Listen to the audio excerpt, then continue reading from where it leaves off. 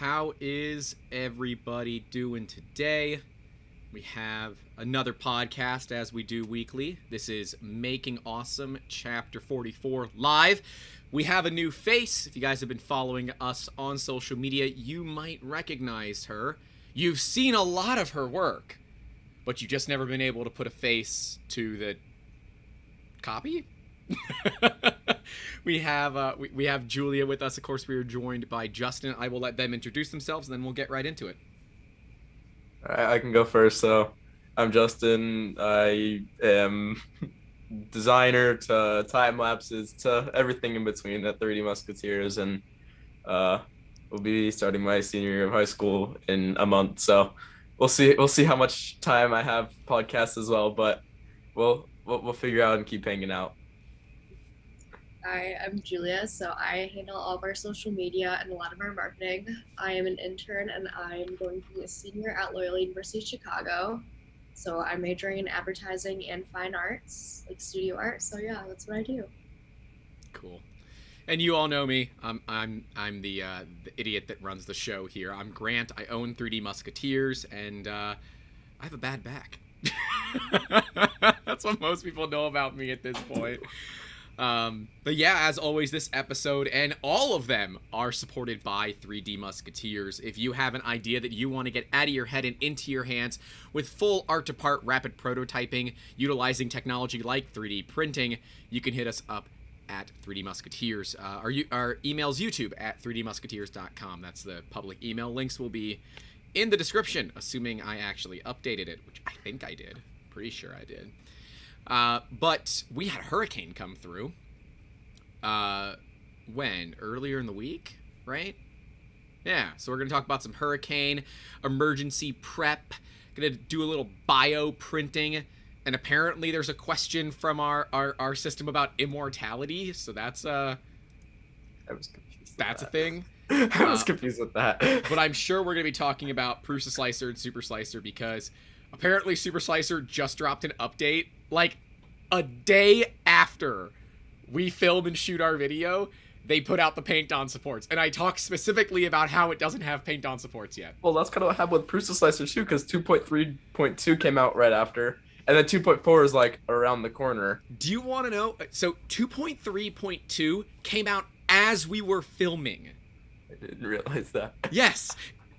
When my Prusa Slicer updated, I'm in the middle of filming and we had to cut it out. So, yeah. I also had a good comment. Oh shit, if you want people to watch the ads, you end up missing the start of your lives. That's a YouTube thing. We should do our that intro waiting for a minute. Okay. Good to know. I didn't know that. I think before we bring ourselves into it, I think that might help with kind of the timing wise, because it's like 5-10 seconds for the ad. Right. I didn't even think about that. No, it's weird now. So yes, we are monetized now, finally. But yeah, we all really don't know how it works, so just kind of bear with us. Sorry about that. I don't think anyone knows how it works is the problem though. Yeah. So Allison, all it lets us do is decide if we have pre-rolls, which I would have thought comes out before we go live, but I guess it comes out as soon as we go live. Mm-hmm. We can do mid-rolls, which will happen at some point, and then won't happen on a live. It won't happen while we're live.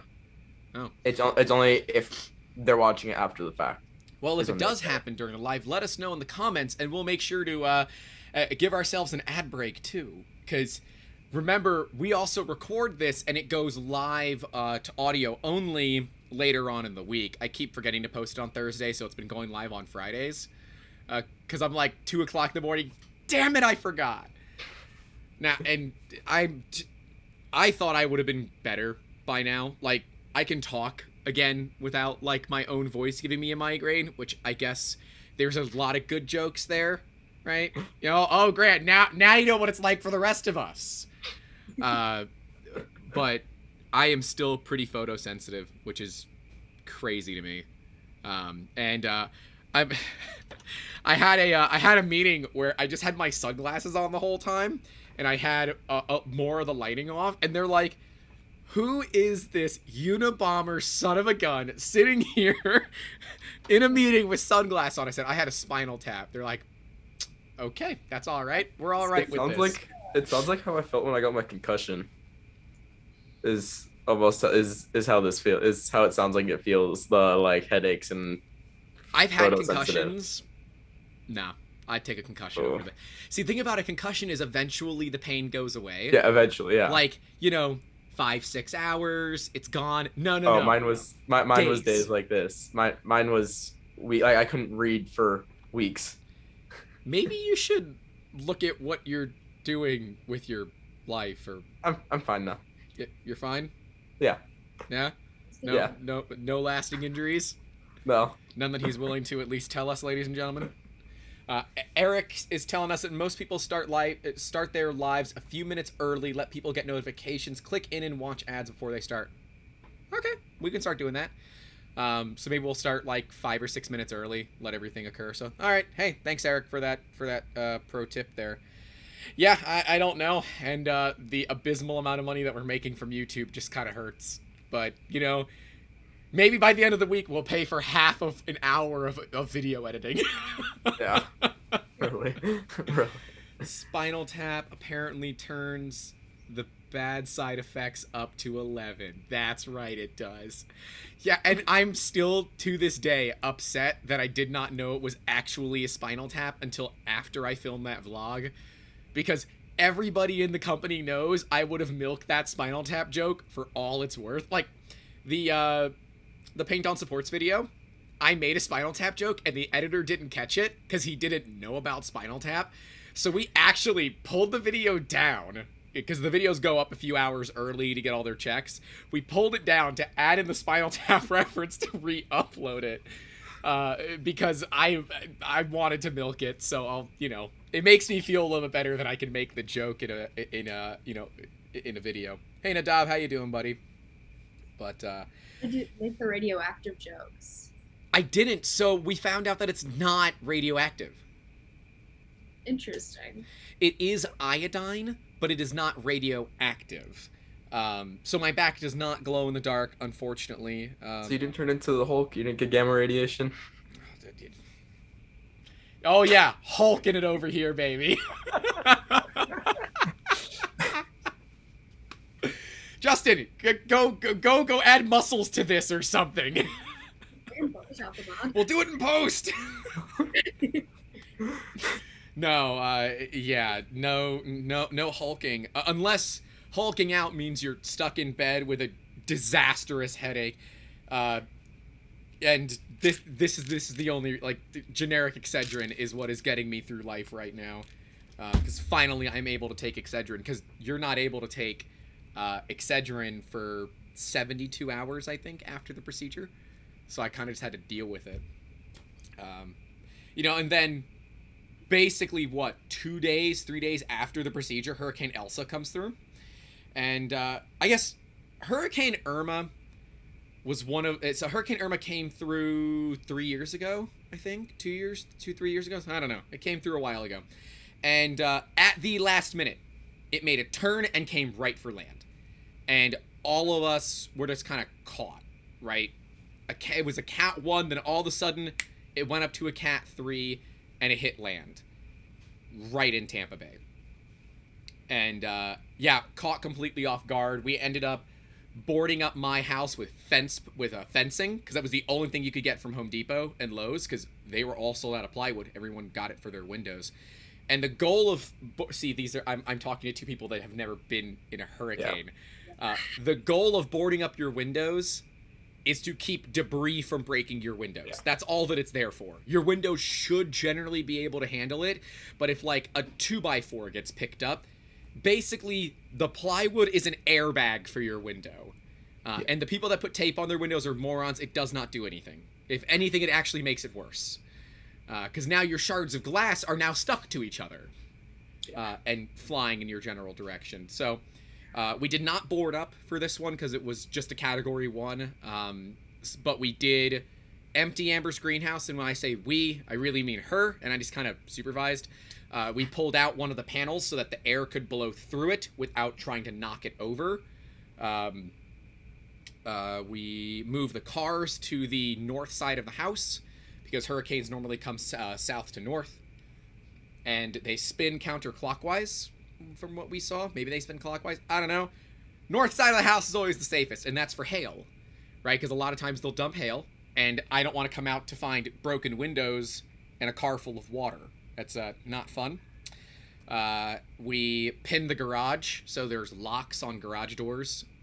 Specifically in Florida, there are 4 hurricanes, so your garage door doesn't get ripped off or ripped open by the hurricane wind. So we pinned the garage, put the cars like next to the garage as the garage faces north, and we waited. It came through about 3:30, 4 o'clock in the morning, and nothing happened. Didn't even lose power. Yeah. We lost power 3 times the week prior in thunderstorms. Real bad thunderstorms. Yeah. So, yeah. Well- We registered about 5 inches of rain. It's a fair bit of rain that we got. Which is, to me, that's the worst thing, because now I gotta mow the damn grass. Again. Just send John to do it. It's 2 acres, so it takes a while to mow. Well, John's actually out today. He was gonna join us, but he's got a fish thing that he's doing today. That we sponsor, which is hilarious to me that we sponsor a fish thing, but it was $25 to put our logo on everything for the year, so... Was that the thing I had to design? Yes, that's the thing you had to design. Okay. For. Yeah, so he brought a bunch of plants. He's going to donate some to the club to help support them, and he will probably spend more money than he cares to admit on fish. So, but he just had something like 50 or 60 bristlenose plecos. It's a sucker fish, and his had babies, so he's got quite a few. So just waiting for them to grow up a little bit more before we can bag them and sell them, because they'll sell for a couple of bucks a piece. What to do with children? Huh? That's what we do with children? Julia, we can't edit these. I'm not that weird. I'm a little weird, but I'm not that weird. But Elsa brought us... Didn't want to build a snowman. Huh? Didn't want to build a snowman. Did not want to build a snowman, thank God, because Florida, if it snows in Florida, it's over. Like, in the freaking winter, if let's say, the planes are in the shade for whatever reason and they get ice on the wings, all your flights are delayed until the sun comes out and can melt the ice. We don't have de-icing. Neither one of you get snow, do you? Uh-uh. Yeah, We got like 10 seconds of snow 2 years ago. That's about it. it gets like negative 40 degrees here in the winter, and there'll be like 12 inches of snow, and you still have to go to school. Why would anybody want to live in that? Because it's not Florida. Why does that's- everybody hate Florida? But Chicago's not that much better depending on where you are in Chicago. Julia, how many crime scenes have been outside of your apartment in the last 3 weeks? How about the last 12 hours? Last night I was hiding in my bathroom because I thought there was a shooting in my alleyway. It turns out it was just firecrackers, so it's okay. But I have a group chat with people in the building, and I was like, is that fireworks or shoot? Like a gun? Like, I don't know. We start to tell the difference. It's a great system. It is very hard to tell the difference. We have the same thing here in Florida, but we don't care if it's guns, because it's probably just some redneck shooting on his own damn property. Yeah, not here. We had a gang fight here on the 4th of July, and you could like look out the window and just see cops running down the street. I was like, America's doing great. Just shut the windows and go back to your computer meme. Yeah, that's and Chicago's beautiful, right? Absolutely beautiful. You can see the bean from the roof of your apartment building, right? Yeah. And that's ostensibly pretty cool. But from the roof of my house, I can see cow fields, which is also pretty cool. Maybe I don't want to be going to Chicago. Yeah, you're going to Chicago when? 25th. Yeah. Ah, shit. You guys gonna have to go hang out? You gonna go take him bar hopping? He's not old enough. That's the joke! He's a child. Yeah, every now and then you get reminded that some of your staff are minors. I'm like, oh yeah, that's right. They're the ones that are more reasonable than The time. than some of the adults. I got invited to the company Discord the night of my 21st, and I joined it after going out, and I was like, oh, that wasn't the best idea. Justin, would you like to describe what Julia came back to after going out on her 21st birthday? What the Discord was like? I don't even remember this. Oh, John's here. Hey, John. You don't remember when everybody changed their name to Oh, Julia? yes. The first day that she came onto the Discord, yeah. We were all Julia, and then better Julia, and other Julia, and this was not planned. You all just did it because you did it. And as soon as I told you not to do it, every one of you did it. And then she comes back. She's probably had one or two too many. And I was like, what the hell kind of cult did I just, sign up for? Pretty much. That's why new company culture was great for me. I was like, yeah, I made the right choice. Well, and so we just hired a new individual as well. Hi, Annie. Who we're going to hopefully be able to get on the podcast one of these days because she is a riot. We were planning on changing all of our names, but she didn't. We had to push her onboarding, and I forgot to tell everybody, and so nobody was prepared, and we never changed our names. We were going to do The Office. We were all going to change our names to some, character of The Office. But that never happened. So I think now that it happened once, it's kind of just the way that we haze new people just by changing our name to something really weird, and make them deal with it for a little bit. But I ended up having to change people's names back because I wanted to ping them. And when you change your name in Discord, you can't just @Justin anymore. I have to do @definitely not Julia. Like, no, I got to change this back because I'm never going to remember these people. But yeah, it was fun. And if there's one thing that we can say is we have a pretty decent company culture.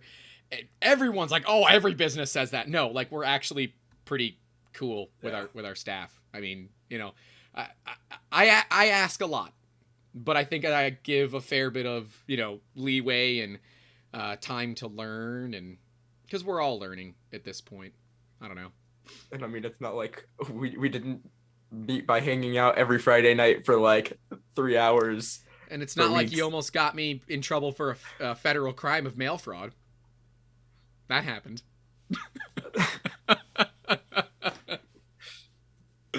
Oh, the amount of people that talk to me about you that don't know that story is beautiful. Because now they all do. Does this get brought up on every single 3D drug call? Absolutely, every single time on the 3D drug calls, they get brought up. It's like, how do you know Justin again? Yeah, so we brought him on to do Raspberry Pi programming, and he had this guy for shipping, and we tried, and I got a phone call from the Postmaster General that we were committing mail fraud, which is a federal crime. Thankfully, I was just an idiot in it. Yeah, and we were we were just morons. I sung like a canary, like a smart guy would, because, they say snitches get stitches, right? But not when it's federal crimes. No, see, that you sing like a canary all day for that. It's not worth your honor. It's not worth a few stitches. Yeah. I'm hoping to get back surgery relatively soon, so I'll have a few stitches. It'll be fine. And yes, see, Eric's heard you got a guy, Justin. Eric, if you want us to ship you stuff, let us know. Justin's got a guy. For those that don't know, Eric is not in the United States. He is nowhere near. That guy tried reaching out to me again. I blocked him again from a different account. Beautiful. I'm like, nope, not dealing with you. Just report him to the Postmaster General. Yeah. And it's interesting because they caught it in San Antonio, Florida, which, yes, there's San Antonio, Florida, which should give you an idea of how small it is. Justin, how long were you using this guy? A while. Let's go with a while. I'm not going to put any dates on things. It was a little while. Bit. Because it seemed like he just had like a Shippo discount type of thing because they were coming from like a Shippo label. Yeah. It was like, it's just so stupid. And because your post office is in LA, they go through so many packages a day that one or two of them being fake, that's just the cost of doing business. Yeah. And they're not going to follow it up. But little tiny San Antonio, one fake package a day, that's a lot. That's a lot of problems. Yeah, it is a problem though that it's so busy, your post office, because like a lot of times like on like regular plain white envelopes, you write non-machinable, they get sent through the machines all the time. Why? Even if you put double stamp on them. Yeah, see, I'll send everything as padded envelopes. Not a huge fan of putting things through. I know it costs more money. Yeah. But on a $10 baseball card, it's a big difference a lot of the time.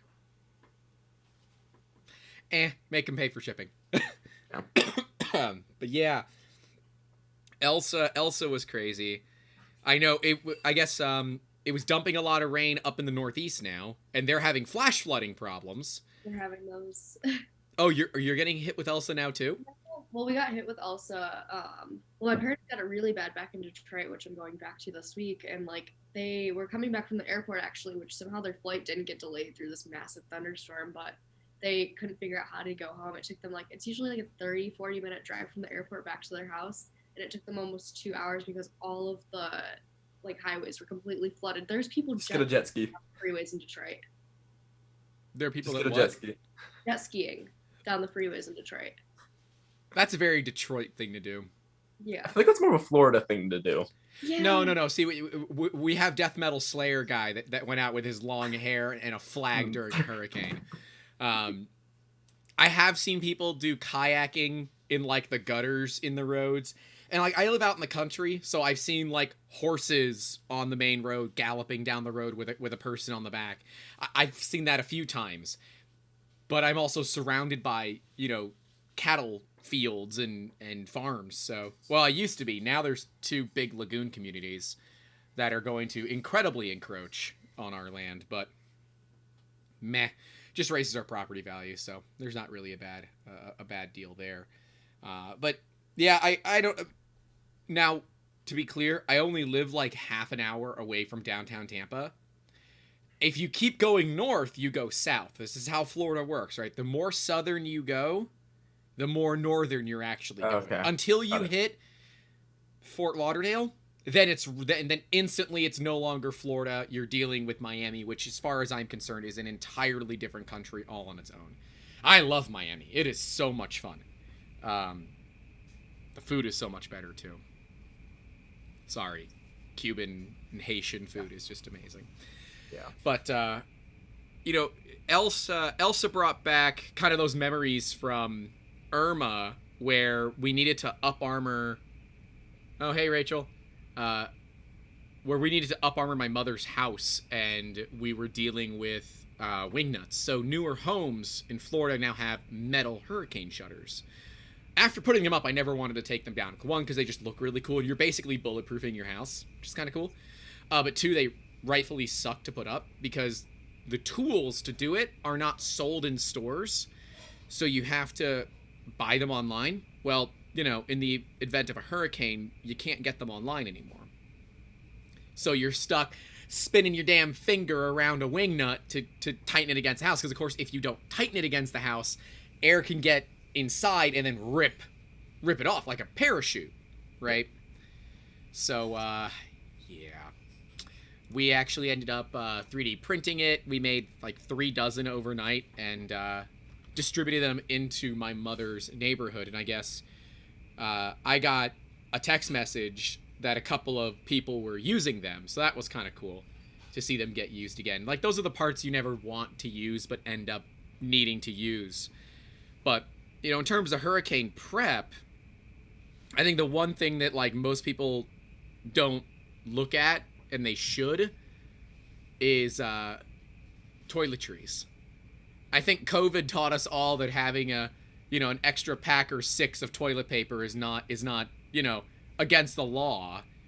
But Floridians specifically, there's only 2 ways that hurricanes go. Either they get freaked out and buy all the things, or the liquor stores have no inventory. Those are the only ways this goes, right? They're either having a massive drunken party, or they're preparing to the nines, because everyone thinks of Andrew, they think of Irma, they think of Floyd, the hurricanes that came through and caused like actual real damage, where people were out of power for more than 12 hours, right? We were out of power when Charlie, Gene, Francis, and Ivan. So that was 4 hurricanes over the course of 3 weeks, something like that. We lost power for 14 days or 12 days total in that time. And if you don't have a generator, you've lost all of your frozen food. It's gone. And at some point, you're just like, all right, whatever, block off the roads. We're going to have a big cookout. Grab your grills and let's just No one's got power. The food's gonna go bad. Might as well have a big, block party cookout. But like we have a generator, and a lot of homes now have generators, but our generator is seized. It does not. I'm pretty sure it's hydrolocked, but I'm not in a physical condition where I can fix it. So it's gonna sit and stay the way that it is for a while until I can fix it. It's hydrolocked. At least just empty the oil out of it. Probably. I think oil, it failed to. I think it failed to lift the exhaust Okay. lifters, or it sealed the intake valves too early, and so it's got fuel, and I think it's trying to compress that fuel. And for people that don't know, liquid is non-compressible. You cannot compress a fluid. It doesn't. Yeah. Caveat: you can if you cavitate it, but that's a completely different. Everything is compressible at some point. Of course. Yeah. It might sublimate, but it is compressible at some. Not sublimate. It might evaporate or vaporize. But at some point it does. But this was a common issue, and we were getting it ready, and John went to pull start it, and it's locked. Right? So it pulled it, and then wham, you hear it lock. Yeah. This generator has not been abused. We change the oil once a year, I think, which is fine if you never use it. I start it once every 3 or 4 months to make sure it's running. We always, close off the carburetor, things that people don't think about. If you have a piece of lawn equipment or a generator that is carbureted, do not turn it off. Turn off the fuel and let it die. Let it take all the fuel out of the bowl of the carburetor, because it will gum up your carburetor, and your carburetors are only ever gummed when you need to use it. They're never gummed when you don't need to use your product. It's like Schrodinger's carburetor. As soon as you looking at it ensures that it is gummed up and will not work. Yep. And then you can never find your starting fluid because your dumbass doesn't know where you put it. So you grab brake clean because that's the next best thing you got. And it starts devolving of like man going back to fire to try to make things work. But the way to fix this, I think, is to pull the spark plug. If we pull the spark plug and it frees itself up, get the it's air. just hydrolocked. Yeah. To get air into it. But it is an old generator. A buddy of mine owned it and could not get it to run. He said, if you can get it to run, it's yours. I like free generators. The motor wouldn't turn over. You could pull it all day, but it would never start. Yeah, I got it to start. It was no big deal. Yeah. It needed some thicker oil. That's really all that it needed, and it worked just fine. That's why I like the battery generator, because I don't have to deal with any of that except plug it in every couple of months just to make sure it's just get the BMS to recalibrate. Yeah, you've got one of those big battery banks, right? Yeah. The big lithium packs. And it has solar panels and stuff for it. And that's fine for here because we don't really What get is it called? The Goal Zero Yeti 3000X. We got ours from Costco. I'm gonna see if it's on Amazon and put it in the chat. They do have smaller ones, so that those will probably be on Amazon. If you don't type in 3000X, you'll probably find it on Amazon. No. Holy crap, it's $3,200. That one probably doesn't even come with the solar panels. Costco is less expensive. Justin, how much did you pay for this? Justin didn't pay anything. His parents. Yeah, I didn't pay anything, but I think it was around $3,000 with solar panels. And do the panels like keep it rolling? Oh, it will keep it topped up all day. They're 300 watts, I believe. That's pretty good. So, Eric is telling us you can absolutely compress liquids with enough pressure. You damn right you can. At the pressures a water jet runs at, about 4,000 bar, which if you're wondering how much 4,000 bar is in PSI, the answer is yes. Water is compressed about 11%.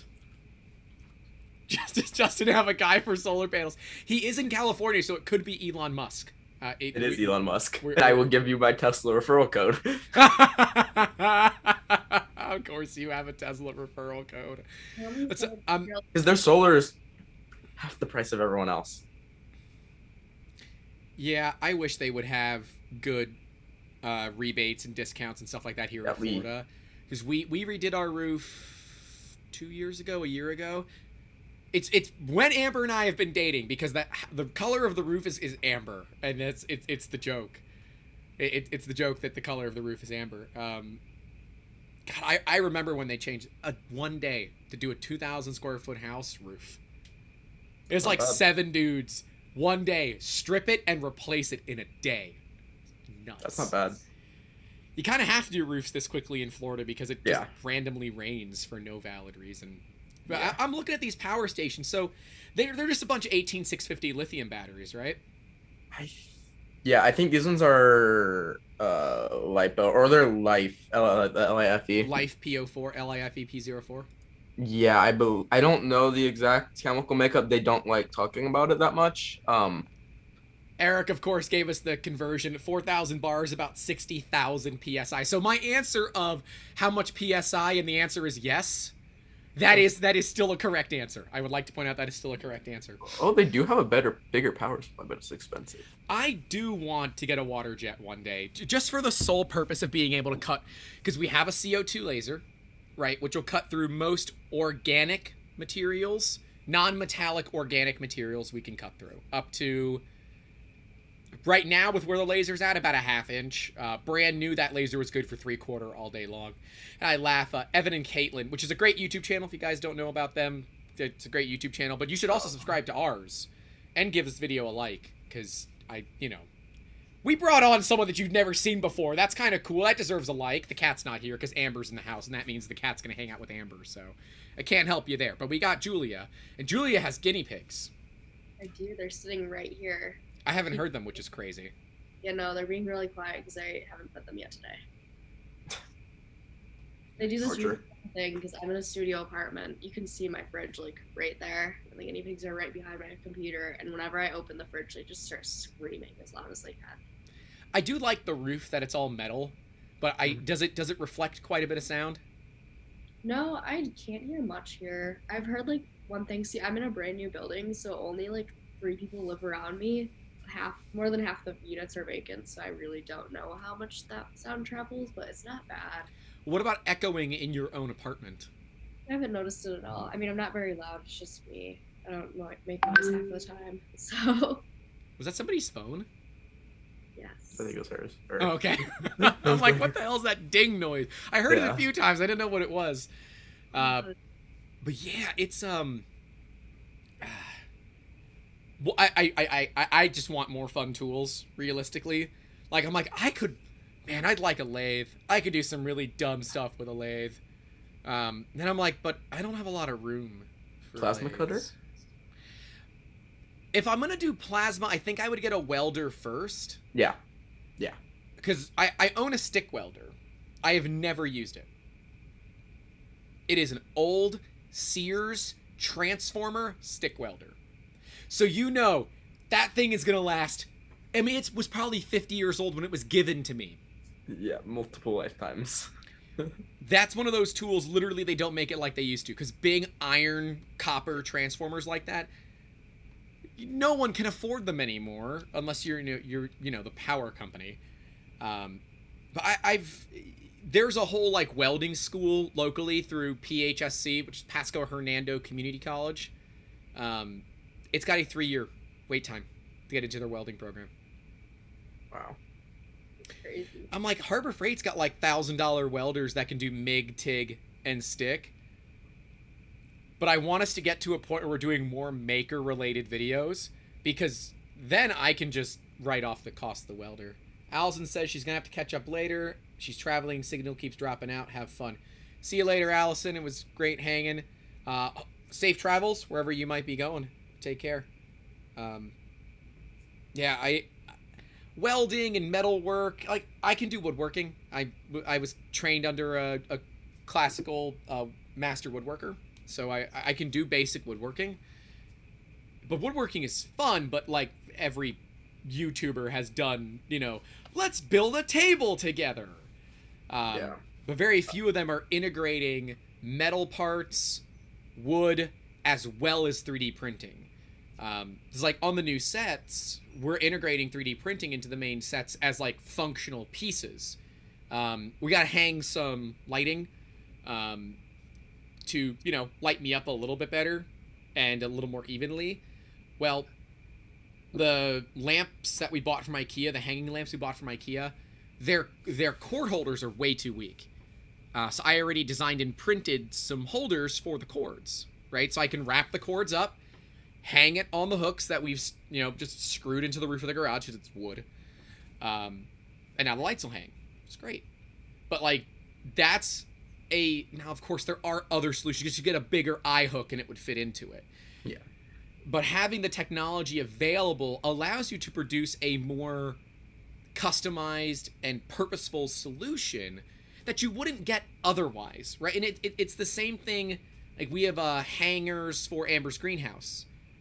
Her greenhouse doesn't have hangers for hanging pots and plants. They don't exist, right? It doesn't exist for this cheap $400 greenhouse from Harbor Freight. So we had to design one and print it. Now, I haven't had great success with it. I think I'm on like 25% of them actually don't break. But hey, that's better than none. Eric is saying, even if the old transformer base welders feel good, well-built modern inverter stick welder is much easier to weld with. He's absolutely right. Their system for dragging and striking an arc is a lot better. ESAB makes amazing welders, so does Miller. But I'm also, I don't want to publicly state the small amount of money that we have made from YouTube right now, because I will tell you it is not anywhere near turning a profit yet. So I don't think I'm at like $3,000 Miller welder territory yet. I think I'm probably still at the $1,000 Harbor Freight. I don't even think we're there from YouTube money. Homie, I can't afford the consumables for a welder with YouTube money right now.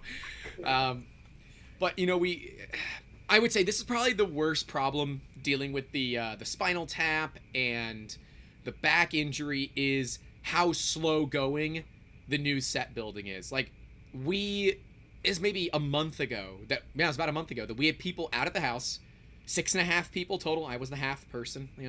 Let's be real with ourselves. Completely taking everything out of the garage and then getting rid of over 400 pounds of stuff and then repacking it back in a way that made sense. And at that point, it was 4 o'clock in the afternoon and the garage does not have air conditioning, so it was terrible. And everybody stopped. Well, I've been very slow going because I have to do it around everybody else's schedule, right? So any of the work has to be done on somebody else's time. And then, Jonathan doesn't want to work after work, which I understand. He doesn't want to work.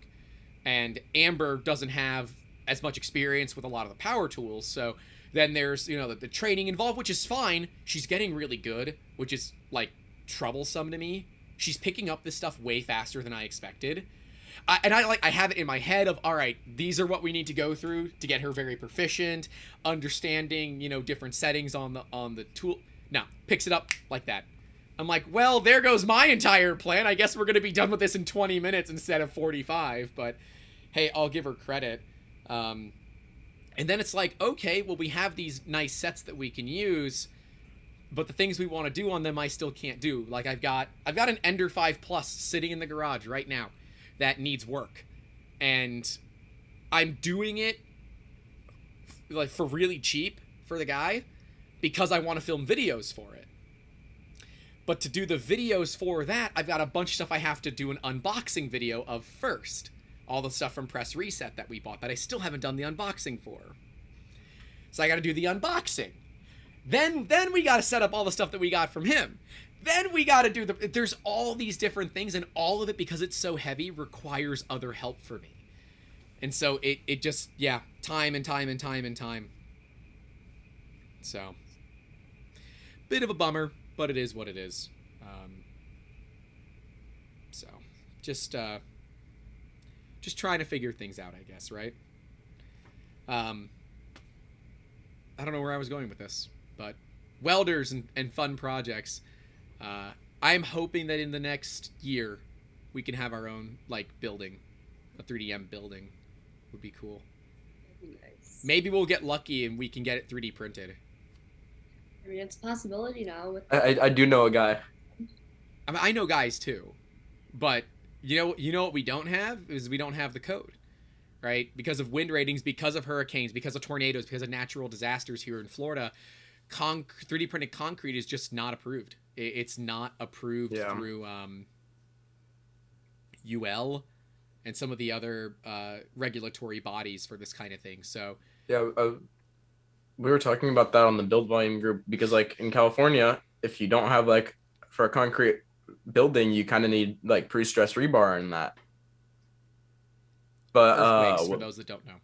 Yeah, but what Blair was saying was that they almost fill it with like a glass fiber. Mm-hmm.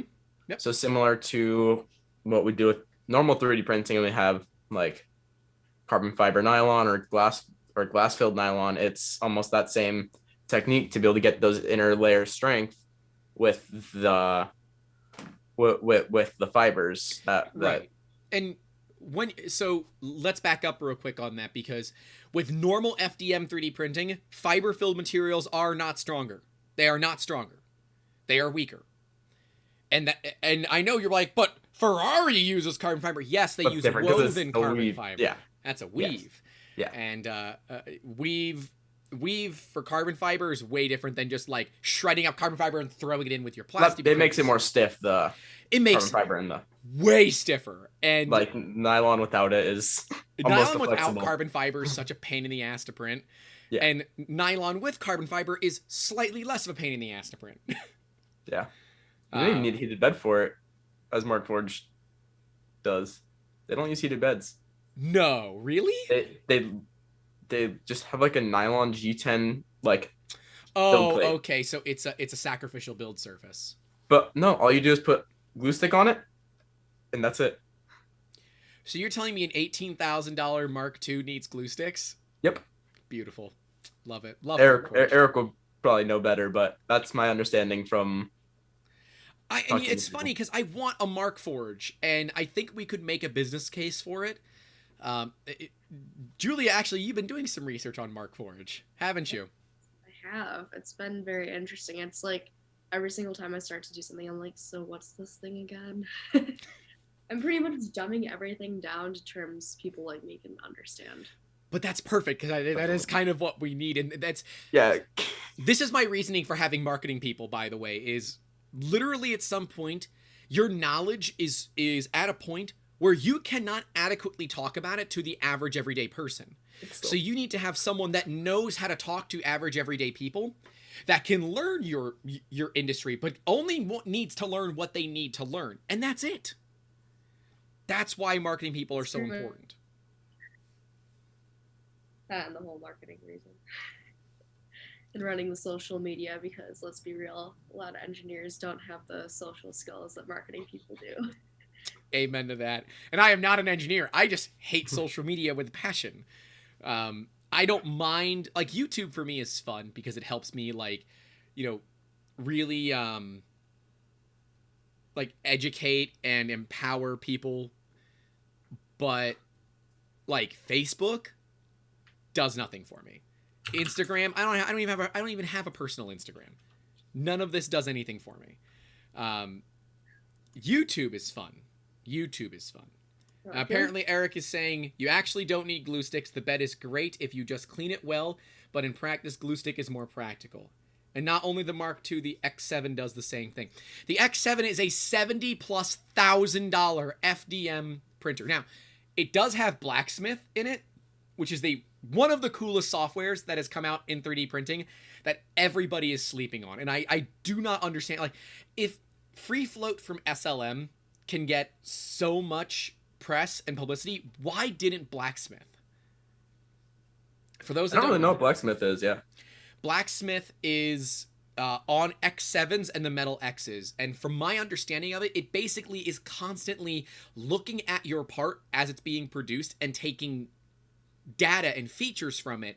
So as you're printing, the printer can accurately adjust on the fly to produce parts that are more accurate and need less post-processing. I didn't think the parts that came off the Metal X looked that great, and the slicing engine broke our model. Eiger? Yeah, it ended up bringing out triangles and ruining the model. And Justin, so people, I barely even know what you did with all this. So can you explain your experience with metal 3D printing, because you did DMLS, SLM, and Markforged, right? Oh, you did EBM. Okay. Yeah. So DMLS, EBM, and then Markforged Metal X. So first, describe every one of those, and then 2, talk about what you did with it. All right. So DMLS is direct metal laser sintering. It's a bed of powder, and then Freaking laser. and then lasers go pew pew pew, and you get parts. That is actually pretty accurate. There is a recoder in there somewhere that just puts powder out, but yeah, otherwise it's pew pew pew pew pew pew part. Yeah, just like that. It sounds just like that too. Promise. I still don't really understand EBM. I know this is a very high-powered beam of electrons is fired at metal, titanium powder, and then you get parts. Yeah, it's DMLS is like the easiest form of powder-based metal 3D printing. Yeah. And it's really complicated. EBM is basically dark magic. It is. Yeah. Eric, I know, has information about EBM. EBM. Oh, I'm seeing it. I thought he was going to be on it real quick with us, but he's not. He's still behind on Markforged. But EBM, from my understanding, is that it's a plasma gas, right? It's gas that's then excited, turned into plasma, and then you're feeding powder through a nozzle, and it's hitting the plasma and being raw into melting, and theoretically you can get pretty accurate deposition of that powder if you can control the plasma beam really well.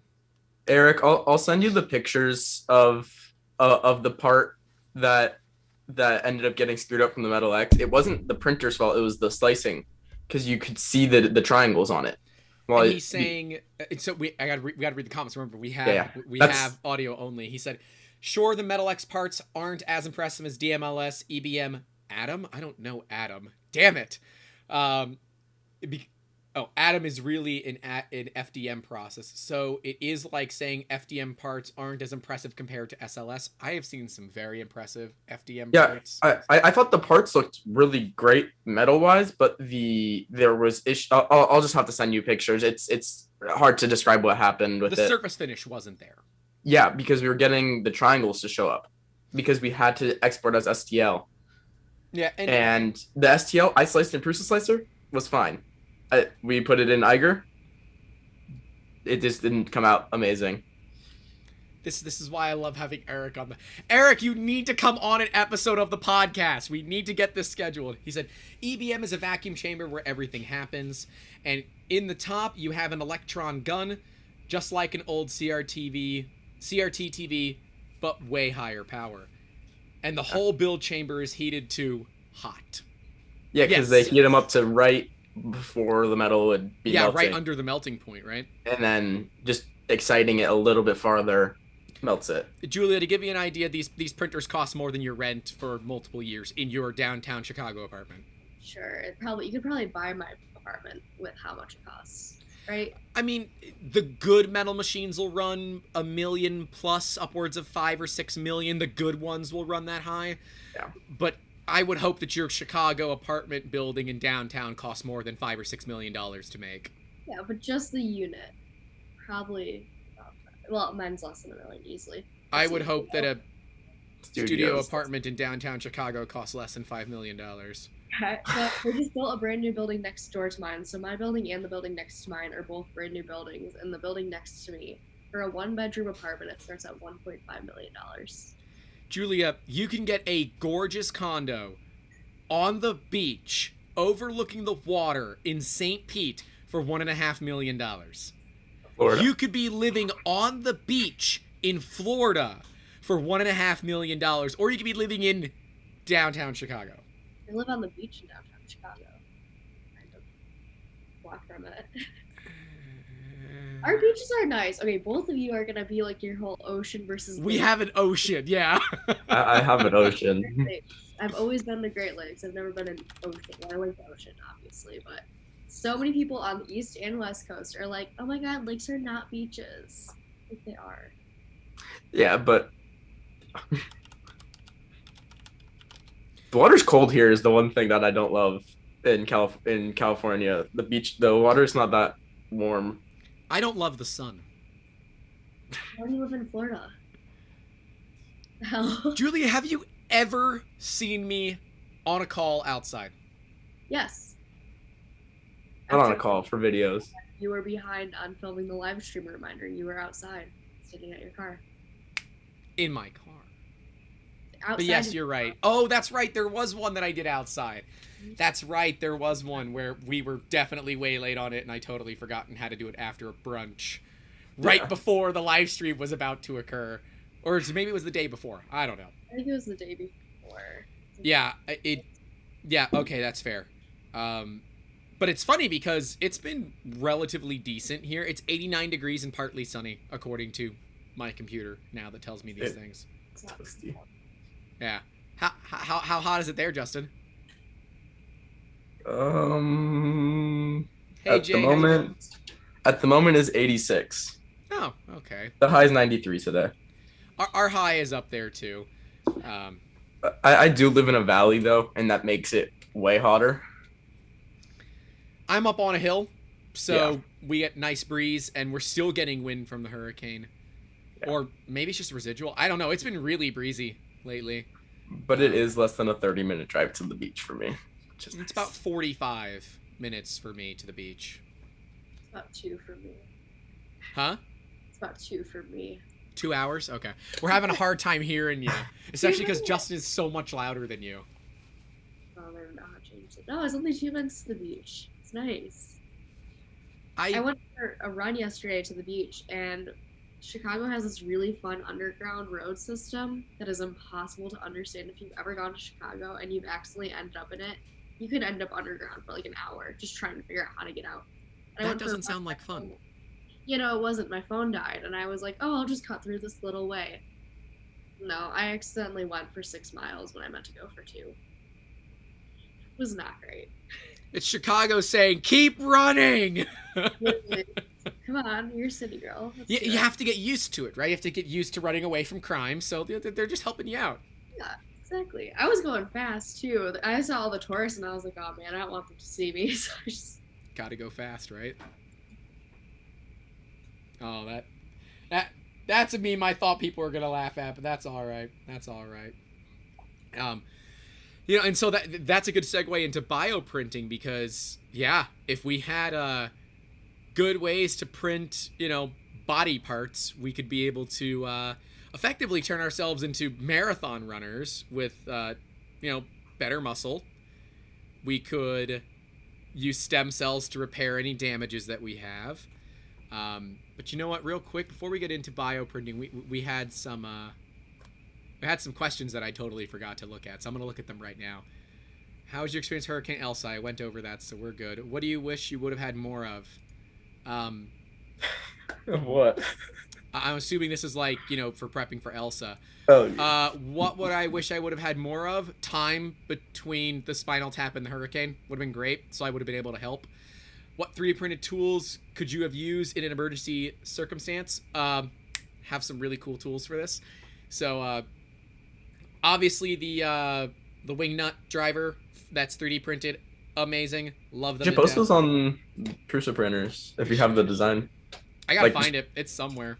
Slap a logo on and upload it to Prusa printers. That's right. Attaboy, making sure we put the logo on it.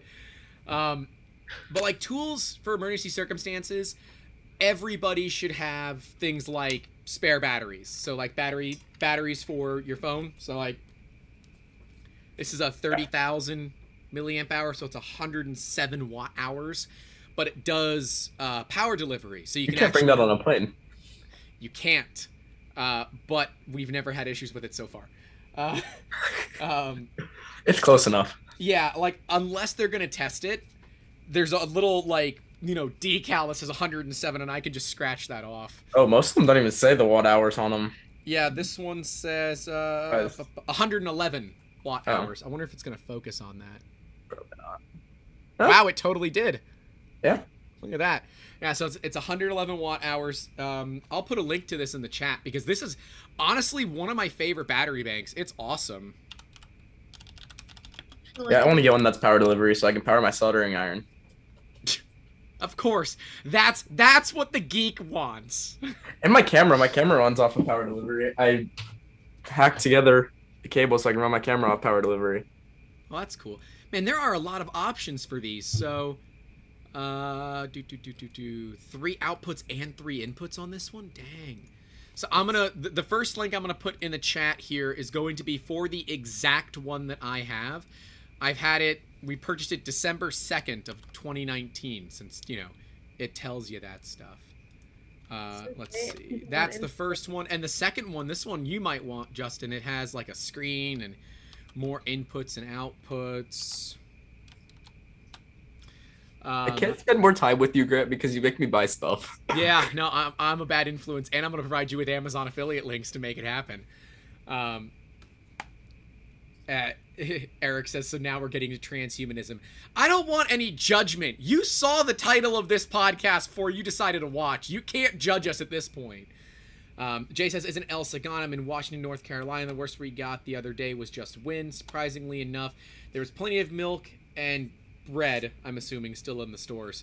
I don't know if maybe it's just still some of the currents from the Gulf that are hitting us, but it has been surprisingly windy here, more than normal, right? To the point of where we did not put on the panel back on Amber's greenhouse. We put the plants back in it, but we didn't put the panel on it yet. One, because it'll stay a little bit cooler, and then two,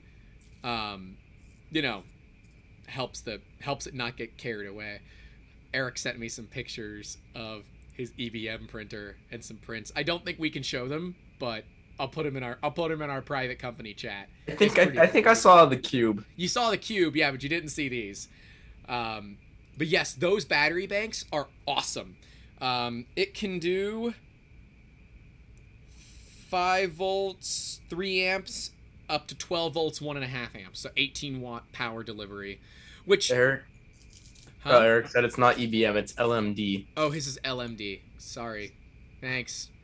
There's so many damn things that very small technical differences that ultimately to the end user, like to the person buying the part, they probably don't care, but to the engineer that's running it, they're gonna correct you. And this is why I'm glad we have people like Eric that hang out, because Eric is the all-knower, especially for Cura. By the way, Eric, we're doing Cura videos next week. I'm excited. I'm actually gonna do the Cura add-on video. I'm gonna film it today. So that way we'll have it out. But I love these little packs, and they are rated. Like, so Jonathan has USB testers to pull them down. Yeah. We got 29,000 out of one of them, which was our lowest. The middle one was at like 29,200, and when they're rated at 30,000 and you're getting that close, it's pretty damn good. So the batteries are probably actually bigger than that. Dude, that are in there. This thing's. I have a scale below me. Let's. It has to be larger than 30,000 milliamp. It weighs 1 pound to 7.8 ounces. So it's 1.5 pounds. 674 grams. Yeah. Chunky boy. Yeah, I mean, this little tiny thing, and it's great. We bought some over Prime Day that are also car jumpers. I firmly believe everybody should have one of those in their cars. Even just, not even for jumping a car. If you ever need like, oh yeah, they're great. 15-volt power supply. You just bypass the safety on them. Doesn't hold them. The ones that we reference had buck boost conversions, so they'll go up to 18 volts. Oh. And that's for laptops, right? For laptops, cell phones, that kind of thing. But when you look at like a 30,000 milliamp battery bank, a cell phone's 3,000 to 4,000 milliamp hours. So, you're at multiple days of charging a cell phone on this. And most modern laptops use USB-C. And this has a USB-C out. So it's got a USB 2, a USB 3, which is a power delivery port. And input, it's got USB-C, micro, as well as lightning. So you can charge it on kind of all the main 3 inputs. But lightning as an input isn't licensed anywhere. So that's not... It's definitely a lightning port. Yeah, I know, but it's not actually licensed by Apple. Apple doesn't MFI the import. Don't care. don't know. have Apple products. I just wouldn't use it because it'll probably destroy your cables because there's a little IC on the cable, just like the Oh. USB-C, the high power USB-C PD cables I don't have know a if there's little anything. chip on them. I For the had no idea 100 it was a watt. thing. For 100 watt plus, you have to have a special cable for them. There are a lot of TLAs and AM 3-letter acronyms. I don't like 3-letter acronyms for anything. It's great when you guys are talking about like all the different systems, and like I had to research all of them because the only description I get is it goes pew pew pew. That's about it. So you guys understand why I have to go. She's like, look at these two idiots that I have to put up with. Their description for metal printing is heat, burr, and pew pew pew. And I gotta find a way to make that in a way that the average person understands. This is what I have to deal with. And what? So people want to buy our services, make it marketable. So I'm over here with like my little cheat sheet up, and I'm like, so what's this thing again? Okay, but we don't do metal printing. It's fine. Technically, we have partners that do. Technically, we have what? Partners that do, right? I'm sure. I mean, yeah. I know SJ. I mean, yeah. I know SJ. But let's be real. SJ is probably one of the more pricey people to go. Yeah, but I'm going to get a damn good part out of it. Yeah. Let's be real. The vast majority of people that think they need metal 3D printing don't need metal 3D printing. Eric says, I've jump-started my car with a small 2 amp hour 3S LiPo cell with steel nails pressed into an XT60 jack and jumper cables clipped into the nails. It worked great. I was watching the other day. OSHA just entered the chat. Holy shit. I was watching the other day. Someone jump-started their boat, the Rotor Riot. They were stuck in the middle of the ocean, and they were flying their quads on a lake, actually. And they were stuck in the middle of the lake. So they took their 4S LiPo and just jumped their boat with just their LiPo battery. Like, I mean, it's possible, but a 2 amp hour 3S LiPo, that's like maybe this big. It's a little tiny boy. Really. Did you please tell me you threw away that battery when you were done? Because it's very, very unhappy at that point.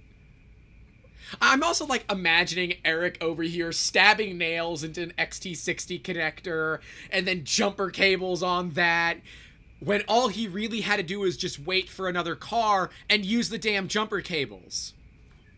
You know, I refuse to touch any electrical stuff. I've gotten electrocuted too many times. That just sounds insane. Ah, and see, that's a good segue into things that you wish you had but don't. Nitrile gloves. They are so difficult to get right now, and they're so expensive. I wish I had more nitrile gloves. I refuse to work on electrical without gloves at this point. No glove, no zap, right? That's my deal.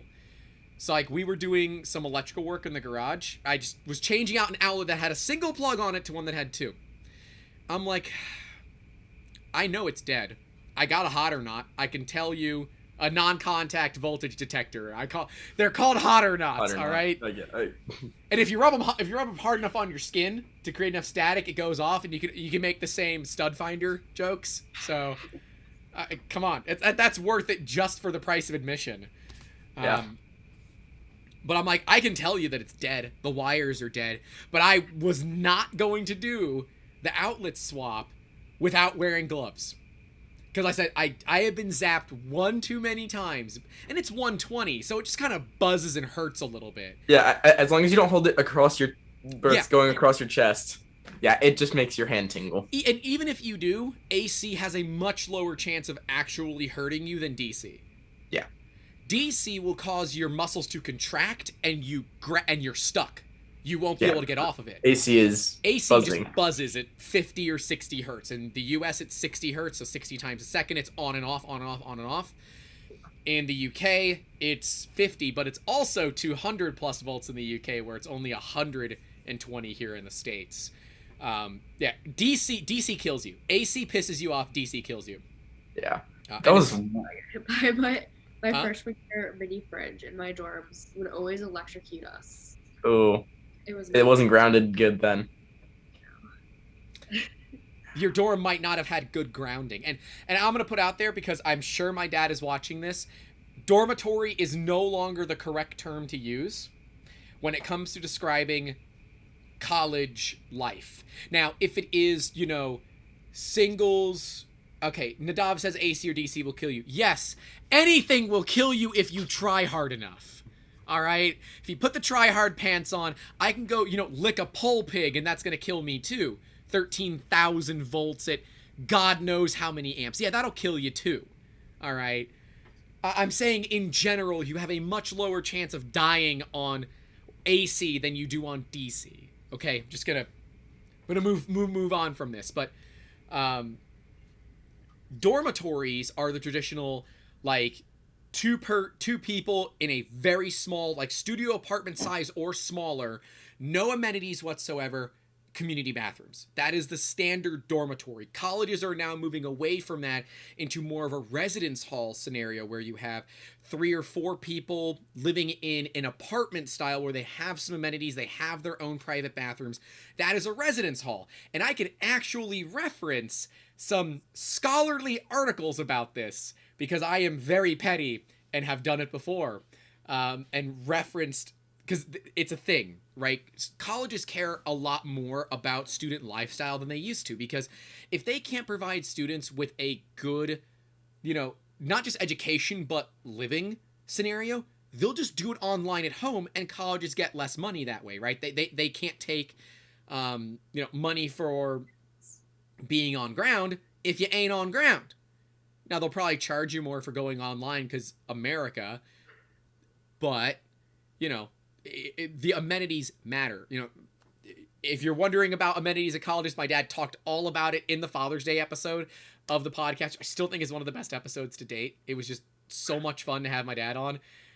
And Justin, we got to get you some meetings with him because he is the guy to talk to when it comes to colleges. He knows just everybody.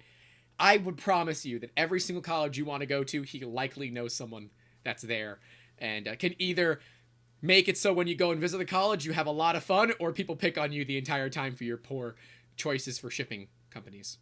Can we keep that out of my college applications, please? As we say, if you done good grounded, you might get grounded. Oh, if you don't good grounding, you might. If you don't have good grounding, you might get grounded for good. I like that. That's a good one. I just always remember working on DC, and the deal was if you were going to touch with both hands, you needed to have at least one thick glove on each hand, and somebody near you with a baseball bat, something that was non-ferrous, so if you did get zapped, they could hit you and get you off of whatever you were stuck on, because otherwise you're going to sit there and cook. Eric did not throw the battery away. It wasn't even his battery. And the owner goes through a lot of cheap lipos in his race quads and refuses to throw them away until they are almost spherical. Justin, I sent you a video the other day of a few years back when we had Lumineer came out to do. We were doing a government project that I never got paid for, so fun times. But they brought out some of their professional race quads and professional flyers to come out and fly them. And while we were waiting for things to happen and people to show up, they pull out one of these crazy, I think it was a 180, and lithium batteries caught fire during, I didn't send you all the videos, but lithium batteries caught fire that day in air because they were drawing so many amps. It was absolutely insane. I have never seen quad flying like that, and this was all line of sight. And Justin, you saw the video. They went up into the clouds and there was nothing. You could not see it, but he inherently knew where this thing was, and he cuts the motor and keeps it so it just barely stays level. That's crazy, not flying that FPV like that in the doing tricks and stuff. They were all line of sight. He actually, I said, could you cut grass with this? He's like, I don't know, let's find out. Inverts the quad, gets it right down into the grass, and mows my grass. It was pretty cool. I asked them to come back out and mow the whole lawn. They said no. I was very upset about that. I will remember that day, though, because we were supposed to be down at Lumineer. They had a public park that they had rented out for the day. We were supposed to go out there. They neglected to tell the city that we needed to also use firearms. It was a device that involved firearms. As you can expect, cities aren't too fond of you firing off guns in public parks. It is what one would consider incredibly illegal. So when everybody else got there early in the morning and were told to leave because they had brought guns out, we had no place to go. So they actually ended up driving all the way up from Sarasota, and we did it in my backyard. Nice. It was a fun day. I had a 3-star general. That was the most amount of people I've ever had at my house, and they were here for a work-related thing. Rip my personal life. It was a fun day. We had to do some really crazy stuff. We got to test out some systems that are actually, oh no, they're public now because they're used in Chicago. They are triangulation microphones. So it's a microphone array. There's one up top and then 2 lower. And when there's a gunshot or an explosion of any kind, based on when the sound hits those 3 microphones, it can accurately tell you where it came from within a meter or 2. That's nice. So it was that combined with other stuff that enabled this project. So it was pretty cool. But Lumineer ended up posting classified documents on their public Dropbox, and the whole project went under. So Nice. that was like $6,000 of work that just instantly disappeared. All the work that we had done, we were told we weren't getting paid for it. So Okay. I got to shoot big guns with military people, so I'll take it as an overall wash. But yeah, those were days where having more 3D printers, or particularly faster 3D printers, would have been great, because we broke quads all day long. Multiple quads were broken. Now, That may or may not have cooked another quad. Huh? That may or may not have cooked another quad. Did this one fall into the hot tub? No, this was I can't solder on a board that's like this big. Solder paste.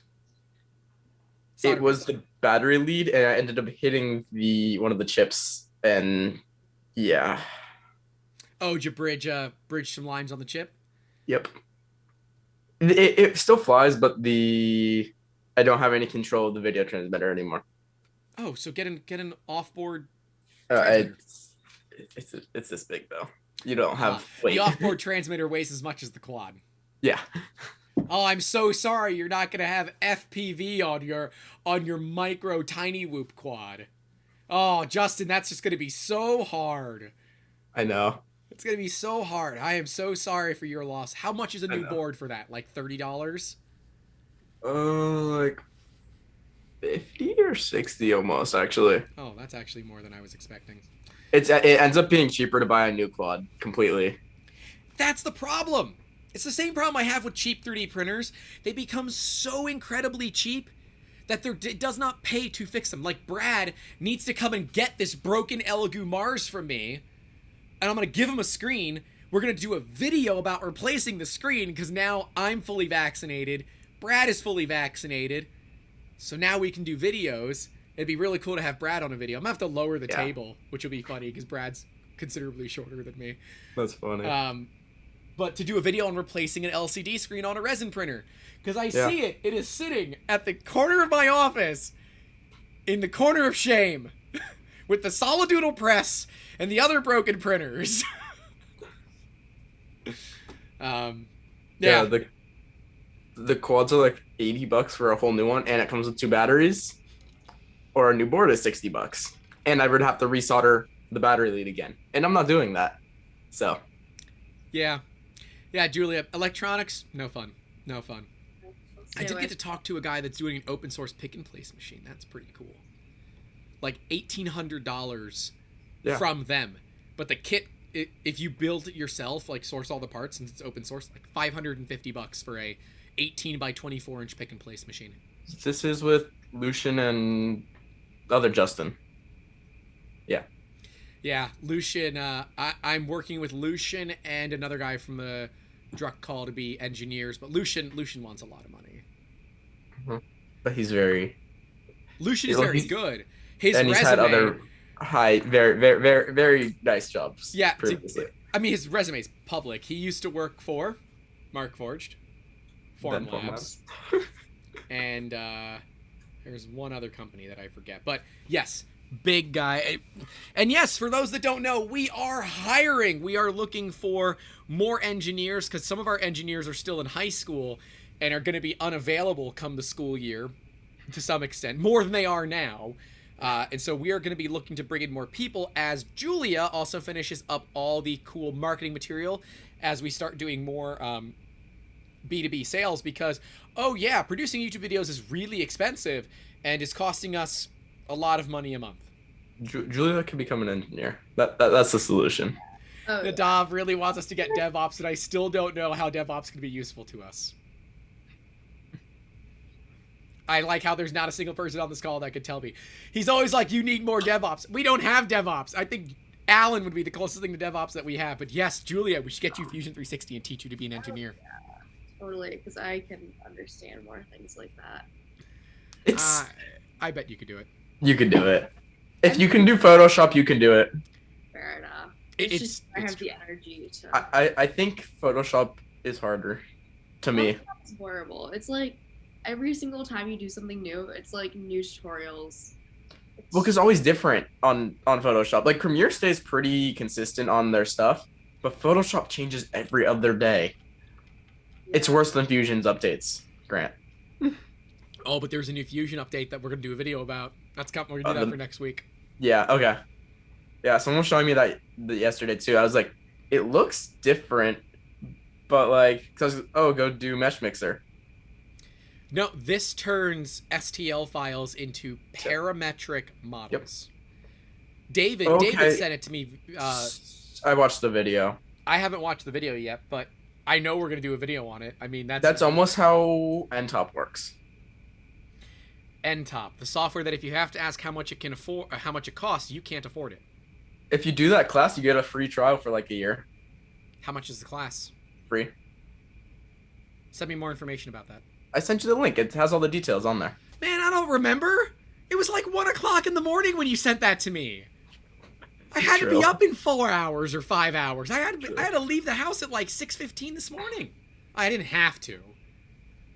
But there was, you know, there's a gun swap meet that I wanted to go to. Florida man. Florida man. I almost came home with some fun stuff, but a guy bought it out from under me, so he also bought all the other things this individual was selling, so I don't really feel bad for him selling it to that guy instead of me, but yeah. Oh well. Yeah, God, the 3D people are learning what I do there, and it's concerning. I got so many questions about, you know, Biden's new proposed ban on file sharing for 3D firearms. I said, I am not talking about this. We're not going to make a video about it. We're not going to talk about it anything more than, kids, the last thing you want is a 3-letter organization knocking on your door with a search warrant. Don't be stupid. That's it. That's all that I got to say. Nobody likes 3-letter organizations. Nobody likes 3-letter anything. Right, Eric? Nobody likes three-letter anything. So don't be morons. It's that simple. Don't be idiots. Whether you're legal or not, don't be idiots. Eric is saying the most painful experience of electronics was when I reversed a connector that shouldn't have been reversible in an HID lamp setup. The ignition voltage for the bulb went into the steel frame where it mounted to and went between my hand and my elbow. These bulbs use high-frequency pulse DC about 20 to 30 kilovolts to ignite. Painful as hell, my arm was shaking for like half an hour afterwards. I can meet or exceed that. I've been hit by Tesla coils, analog Tesla coils, which are 250,000 volts, give or take. My coil is limited to 300 milliamps in at 120 volts. So someone can do the math on that. It's quite low, yeah, in terms of current, but the voltage is so high it hurts. Like 20 watts, 300 milliamps. You said 300 milliamps, yeah. 12 divided by 3. 40 watts. That's a fair bit. That's a fair bit of power at 250,000 volts. And Tesla coils are fun. That's why I still haven't replaced my lights on my car, because I won't do my, because they're HID lamps and I don't trust myself with it Oh, because they hold voltage still in them. oh, use a chicken stick. Yeah. Or just go get a big, long metal screwdriver and push the contact between it. Yeah. Alternatively, you can turn your lights on and then just unplug your battery from your car. Then whatever voltage is left in those caps should get drained out. Yeah. But yeah, electronics are dangerous. Don't be stupid, right? Wear a ground strap. I know you don't technically need to for some stuff, but it's easier to wear it and not break your stuff than it is to not wear it and potentially not. That's to protect your stuff, not you. Yeah, Like yeah, ground it's to strap. protect your stuff. Oh, it's funny because one of the next questions was, "What's the worst injury you've had?" So, Justin, what's the worst injury you've had? That was when I had my monoprice maker, and you had to use like the little spatula, and I know where yeah, this is going. right Stab here. your hand. Yep. No Julia? stitches, but it was not fun. Worst injury. Breaking my back, pretty much. I mean, I guess it wasn't a full break, but Oh, that was worst injury in 3D printing. I thought you meant. No, worst injury. Period. That'd probably be my worst. I can't think of anything much worse than that. Maybe breaking my hand twice in 1 week, but that didn't hurt, to be honest. Do you mind telling people about the back? And please speak up. You are very quiet. Sorry, I don't know why it's so quiet. So yeah, I was a competitive gymnast for about 10 years back in high school and before then. And nobody believed me when I was in pain for 6 months. Super fun. So I deteriorated 3 of the discs in my spine fully, so I no longer have discs between my vertebrae. So then all of my vertebrae were just rubbing against each other and causing so many stress fractures that it looked like my spine was furry when they showed me the CT scan. So that's super fun. So there's nothing they can do to fix it. All you have to do is work out your abs a lot so you don't use your back. So hopefully in the future, 3D printing and stem cells will be able to help me out. But for now, 3D printed discs are a thing. yeah, so hopefully. Yeah, and Julia, all you had to do was just tell the doctor to remove the fuzzy skin. It's a setting in Cura. All you gotta do is just remove fuzzy skin, and that fuzziness goes away. At least, from my knowledge. Refuse there's just fuzzy little bones, yeah. Yeah, they had a wrong setting in their slicer. It's fine. I'm sure it's. So that's almost a similar injury to what I did on my back. I had stress fractures in my back. I probably still do because my back's always in pain still. Do I have the easiest back injury of this call right now? That's why I can't sit still ever. I'm always having because my back always I hurts. was stretched backwards. I think Yep. you're the only one that could possibly be repaired. Oh no, you can't repair this. Oh. Herniations don't just unherniate. They're there. Yeah. I Yeah. could do like a partial discectomy, which is probably where we're gonna move toward. Which it's all done with robots, so I'm like kind of excited. This would be a really cool video to show how it's done. They probably But there is won't let you no film. way they're gonna let. There's no Yeah. way they're gonna let a camera in. Yeah. Because like if it does go bad, then you've got all the evidence you need for a malpractice case. Yeah. But I have a epidural steroid injection coming this Friday, so I'm gonna see if I can do that. This is my first epidural without numbing medicine. So normally they'll give you 5 or 6 injections of lidocaine right around the site where they put the needle in. My current doctor's like, I don't believe in this. He said I used to do it, and he said it's because of people like you is why I changed my way. I hate needles, and I am such a baby, and I cuss a lot. And if people haven't realized, my voice carries a lot. Like for nurses to come out of the operating room when I was getting my CT myogram and tell Amber, we promise we're not killing him, you can only imagine how loud it must have been for them to do that, okay? This guy's like, I have to give you 6 injections of lidocaine before I give you the 1 needle to give you the medicine. Do one. I might as well just do the 1 needle. I'm like, Yeah. honestly, that makes a lot more sense than I was expecting. Yeah. I'm not comfortable with it, but I'm like, you know what? I'm either gonna cuss a bunch once, or it's gonna be 5 or 6 times of just calling him bad names. Yeah. But yeah, so that's the last times I've had epidurals, they've let me record, but we weren't really we had never thought of doing medical vlogs, so this time I'm gonna see if he lets Can we just have your face and just like every other word will probably end up being bleeped out? Oh, that would be hilarious. Yeah, that's fair. Like that's all we need for the video. Just that, a short of just that. If nothing else, I should get the images, because these are done under fluoroscopy. So fluoroscopy is they put me in a really cool X-ray machine, and I'm on a table made of acrylic, because the table can't be ferrous at all, or metal period. So the X-ray is vertical. I'm laying on the table.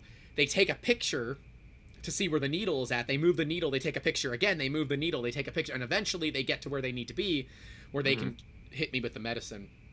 Bob Carnes is calling us hooligans, of which I am totally fine with. If there's anyone that's going to call me a hooligan, I want it to be Bob.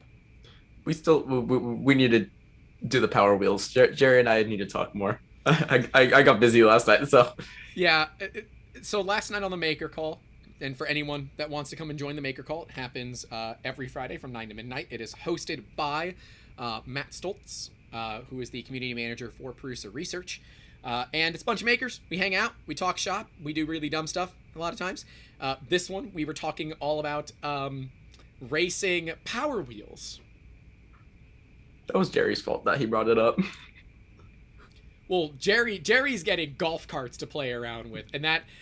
I'm just thinking of all the dumb things I would do if someone just gave me a golf cart to review. Yeah. All right, now how fast can this bad baby go down a hill? Oh yeah, no, that golf cart. How far can I power slide it without flipping it over? Look, I'm trying to get a Lulzbot sidekick. I want to get preferably a 747, but having both of them would be nice to do a review on. Because like Lulzbot just put out all their marketing material on it. Where a lot of us have already made our videos, and I want to give this thing the chance it deserves. I think the 747 is going to be a much better printer than the 289. But bang for the buck, yeah. Yeah. So I guess everyone knows my worst injury in recent. So I think the back is my worst injury because it's been taking. I'm at.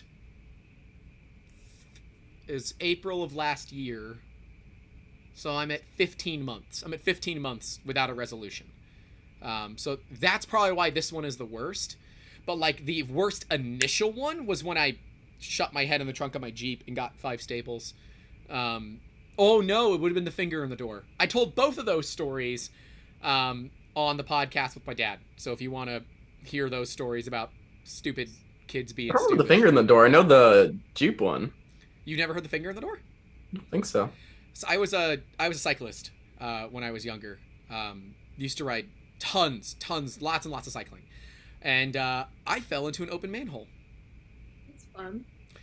Because when you're cycling, if you don't see a manhole cover next to a manhole, you just assume there's a cover. No, there was not a cover. I fell into the hole. The wheel of the bike went into the hole. And so I went end over the bars, and I landed on this hand. And it broke this finger. And so when I came home, my finger was all swollen, and I was fine. Like, after a while, you learn to fall. And so, like, I hit and I rolled. Probably not as cool as I want to believe it was, but I hit to where I broke my finger. My dad's like, oh yeah, it's broken. I'm like, yeah, probably broken. I think I was going garage sailing on a bicycle. I was young. That's just what you did. And I clearly didn't buy anything because on the way home I fell into a manhole cover. But hey, Alex, how you doing?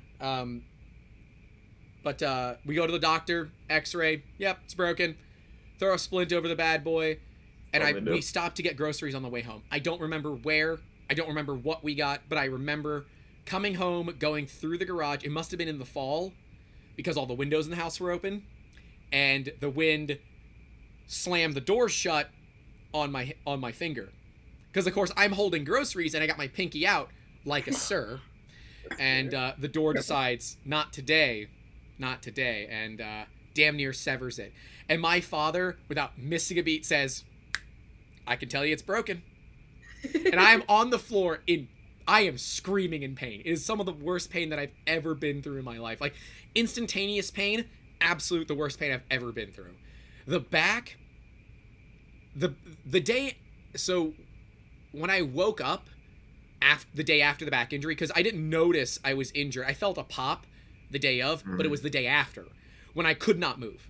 I was stuck. I was quite literally paralyzed. I could not move. That was like one of the most, what the hell happened? Like your entire back just tenses It's up. stuck. Yeah. And any movement at all was painful. Like using the bathroom, I'm glad that I have like a bladder made of iron, because it was hours until I was able to get out of bed. And it was only because, thank God, Scott, I'm going to give you a shout out. My doctor is a great friend of mine. Oddly, he was a client before he was my GP. So I texted him and said, I don't know what's going on. I cannot move my back. I am in agonizing pain. Help me. And he was able to get a prescription in for tizanidine, which is a muscle relaxer. And that is the only way that I was able to get out of bed that day. And that was back April of 2020. So that's the height of COVID. And so to move around, I'm using a walking stick at that point, which was from a customer. I'll tell that walking stick story another day. But that walking stick story is hilarious, and everything, and why I have it, and all that. But yeah, that's probably, I've had a few kind of like, you did what now kind of injuries, like, you know, slamming your head in the trunk of your Jeep. That's it. You did a what? And then just so much blood. I think I have a unique injury. Huh? I think I have the most unique injury, which neither of you know about yet. I bit off my tongue when I was 3 years old and had to get it stitched back on. Do you have a scar? Yeah. Yeah, I do. The tongues heal really quickly, though, so it probably wasn't... How much of your tongue did you bite off? So weird. Oh, a lot of it! It was hanging by those little muscles on the bottom, like these things. Mm. It was hanging by that. My sister pushed me off a bed. We used to share a bedroom. After that, we didn't share a bedroom anymore. But I had to go to speech therapy for like 6 years, and we didn't have time to call an ambulance because I was losing too much blood that it would have fallen off and we wouldn't have been able to get it back on. Luckily, my mom's a nurse. My dad got in the car and we just floored it 15 minutes to the hospital, and they couldn't give me any pain meds, no anesthetics, wrapped me up in a blanket, like a tarp with like my arms down so I couldn't move, and stitched it back on. I got a Care Bear after, so I was fine. Got a Care Bear, but I call it a win. You know, I had to go to speech therapy for like 6 years. So now, like, holy if I shit, had maybe one or two too many drinks, I might forget how to say certain syllables, but it's fine. Okay, but that's normal when you have one or two too many drinks. Yeah. And some ones I couldn't pronounce when I bit my tongue off because I have to move my tongue a different way than everybody else. Like R's, TH's, and S's. Not a great time for me. How has it affected your ability to taste? I don't know. I'm a really picky eater. I'm pretty much vegetarian. So I don't know if it has anything to do with that, but... Yeah, I won't tell you what I ate when I was in Ecuador. Yeah, no, I'll tell you. My boyfriend, when I was in London, he fed me pate, and I was like, oh, what is this? And I went to the bathroom and threw It's up. basically cat food. Yeah, it's done. Liver's disgusting. We're working the trip to France, and I was like, you're not feeding me any weird meats. It's not happening.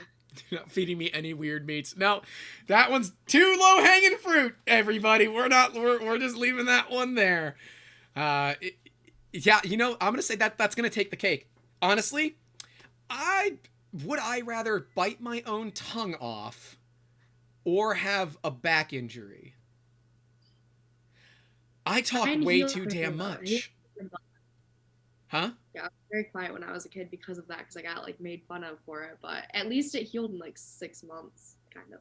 It was just the muscle injury, not so much nerves. Yeah. So do you have feeling on the front of your tongue?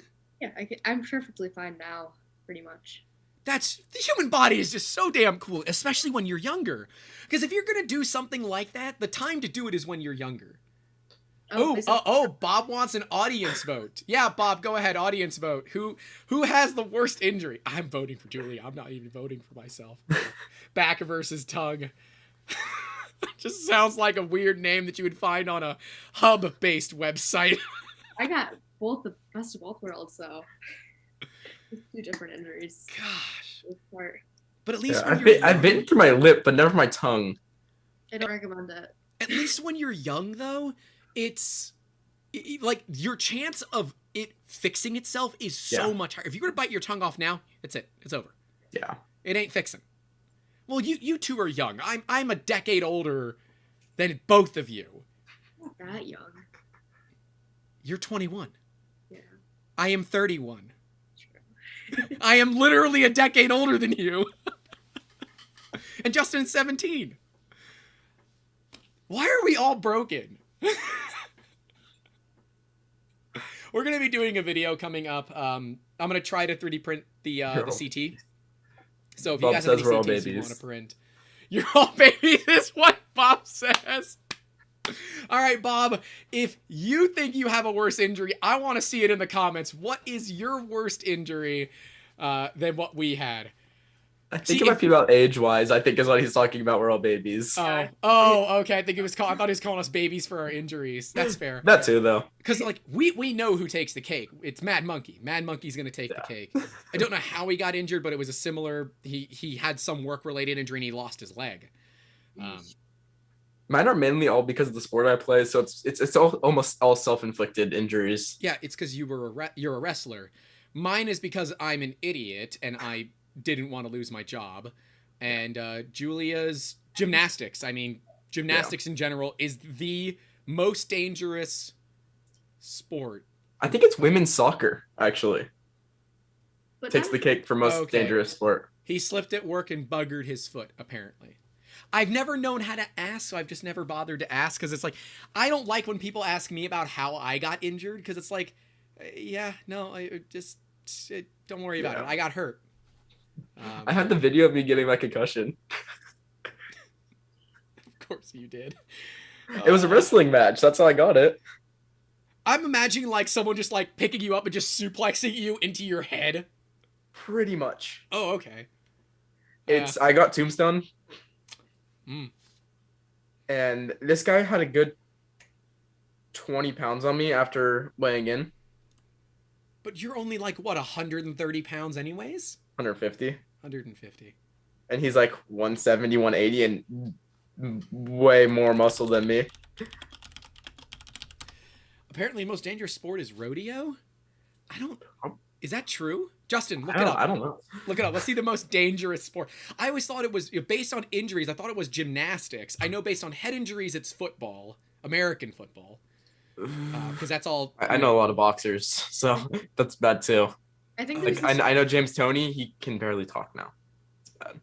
Okay, most injuries total is basketball, but that's because they all flop. What? Europeans, if we're going by how people look, it's European soccer. And then football, then European soccer.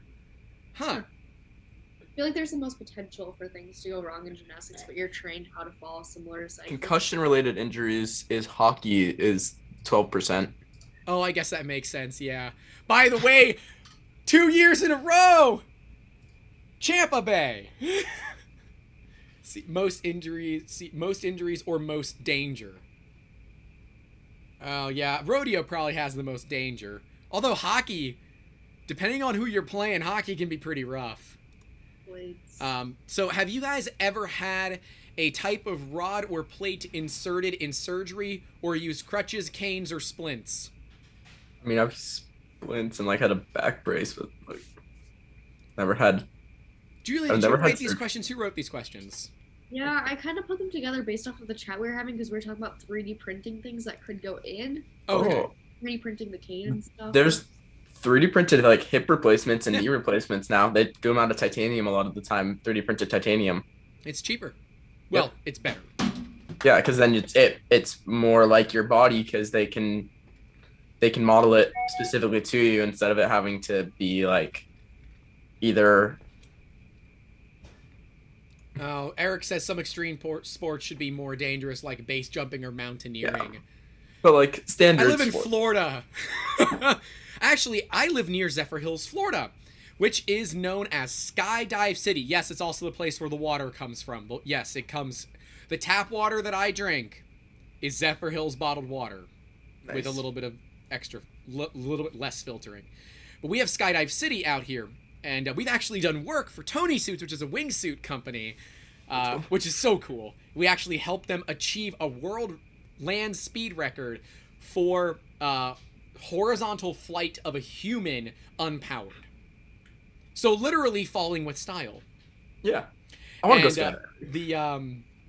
The suit they did it in was like Buzz Lightyear, but we did leading edges for the arms. that were airfoils, so it was more aerodynamic as you were flying. It was pretty cool. I really want to go skydiving. I'm doing that on my 18th birthday. Amber's been skydiving. I don't think I'll ever do it, which is terrible because I had the opportunity to get taught how to fly a wingsuit by Tony Orogallo, the owner of Tony Suits. Nice. And I'm over here like, I don't have anyone that can take over if something goes to hell in a handbasket. Skydiving is less scary than bungee jumping, So from my understanding. Because the only time you're free falling is when you're when you're multiple thousands of feet up in the air. While skydiving, you're free falling for very close to the ground. I'm like, I would try freaking bungee jumping. Maybe that would realign my spine. Yeah, really. Wingsuiting has always been cool, and being able to like go to this company and learn about them. So they hire for all their people that actually, because suits are all handmade in Zephyr Hills, Florida. They hire retirees out of Zephyr Hills. Zephyr Hills is a big, like, it's all old people. So they hire all the old retired ladies to come in sew the suits. It's so cool. And like all the engineering behind, oh, it was so much fun. Actually, Justin, I sent you the photos of when we did the battery backup for the big D-Bot. Mm-hmm. That was on their prints. It was their prints that we lost like 8 hours in, and I said, all right, screw this. I'm going to go buy the batteries. It was like 3 years ago. Yeah, they were a cool customer. That was a lot of fun. I miss those days. It says, one of those reasons for printing them is because you can print a porous surface that bone can grow into. That is correct. Yeah. We'll, hey, that's what we use. Julia, let's pull a photo for a 3D printed hip replacement. Oh, not for the community post. That won't make any sense. Dang. That's what SJ does. That's what her field is. Like, that's what she studied, was biomedical engineering. Yeah. And it's crazy that she found herself doing aerospace, which I think is so cool. I mean, it is all so adjacent because the machines are identical, right? The machines are exactly the same. There's no differences to them. Yeah. It's just what you put inside of it. So I've never had any pins and any rods, any plates. I've never had any of that. Because I've never broken what most people would consider like a major bone. I've never like broken a femur. I've never broken an arm. I've broken basically every toe, multiple times. I've broken fingers. I've broken like small stuff, but never like, stuff where you need metal. Yeah. So, I've never broken a bone except my back. And the question asks if I've ever used crutches, canes, or splints. We had Pimp My Cane. Huh? That was just a gateway into talking about that. It's a gateway question. Yeah. I actually finally broke the handle on my cane. The TPU delaminated, so the TPU split, so it's not as print it hotter. Anymore. Huh? If you just print it hotter, it'd probably be fine. I mean, it's lasted like a year or a little bit less than a year. I just haven't gotten around to it because I hate TPU printing. It's such a pain in the butt. I was printing actually drone parts, and this came out really nice. Like, it's not that. Sometimes they work great. I even did on the smooth sheet, which I was surprised I even did for myself because I didn't want to deal with the one with the catalyst capsule on it. This one right here does great TPU. The one next to it, the time lapse printer, hates TPU. Doesn't work. So it might be that you have that hot end on the. They're all stock now. Oh. Yeah, it hated it before with the old hot end too. Or it might be that you have the PTFE not like as. That's what I'm thinking. As good. And we'll have to do a video on that and like talking about why Flex can fail on Prusa's and other printers and. So all right, what are some of the medical things you'd like to see 3D printing more involved in? It's already involved in a lot. I think what we actually have is an issue with insurance not covering it. I think there are a lot of opportunities for 3D printing, but because getting it covered under insurance is so difficult, we're not going to see it implemented. There's a config 3MF file that makes TPU printing so much better, Bob says. Apparently we'll have to find it. Yeah, Justin's like, give it to us. Because, like, we know Organovo was testing out pancreases, which I think is amazing. I mean, that would effectively bring us considerably closer to taking care of type 1 diabetes, which anyone that lives with type 1 that has to pay for their insulin out of pocket, you're talking like $1,000 a month for insulin that keeps you from dying. And that's just wrong. And I think ultimately we have to look at revamping the American medical system before we can look at where 3D printing can help. And that's my personal thought. Bob says incoming. It's on Matt's Discord. He pinged us. Ninja Flex profile with 0 stringing. Oh, hell yes. Nice. Thanks, Bob. That looks really clean. Here, and you know what? I'm gonna put it in the chat too. Thanks, so we can share links. Yeah, because I can share links in the chat. Nobody else can. In the part of the world where we're having public health care, the most limiting thing is regulation. Interesting. So, Eric lives in the EU, and they have public health care, but I guess regulation is a problem. Huh? Would have never thought of that. And see, that's the... Why can't humans just look at...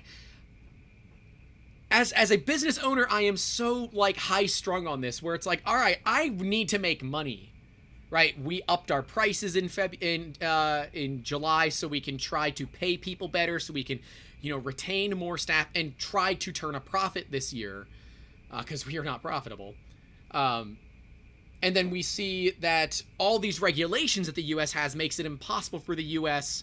to utilize 3D printing. And then in the EU, they have so little regulation that it's impossible too. And it's just, why can't we just have, like, I want to see a 3MF consortium, but for medical shit. That's what I want. Yeah. In the civilized world where healthcare is a given. Yeah. I really wanted to make a non-profit joke when you said we're not profitable. Yeah. So we get to file as a 501c. 501c3, if we're going to be very specific about it. But, I've thought about it, and it might make sense for us to incorporate a 501c3 as our education platform. And then we can, like, run all the YouTube expenses through it. Yeah. And then I can make charitable donations from 3D Musketeers to the 501. This is why I have an accountant. I had a thing on my docket to talk to him this week about doing that, because that could be a good way for us to do more and have a company that's all philanthropy based, because that's my background. I like doing fundraising. This is my deal. And so if we can have a way that we can do more fundraising specifically for Make-A-Wish and for companies that do, or for organizations that do that kind of thing, I'd love to do that. Yeah. Yeah. I wouldn't say little, I'd say different. Yeah, that's fair. But yeah, I don't know. Julia, what do you think? What are some things you'd like to see 3D printed in the medical world? I don't know. It's just interesting to think of, like, all the possibilities. Like, if capitalism wasn't a thing and, like, everyone could just free print, like, and just have as much research piled into it. Like, I'd want to see all, like, what's capable. Like, which is kind of the questions that we were talking about. Like, could we somehow become immortal? Well, that's kind of, like, the funding wise is exactly what happened with the mRNA vaccines. Like, not even just in specific for COVID.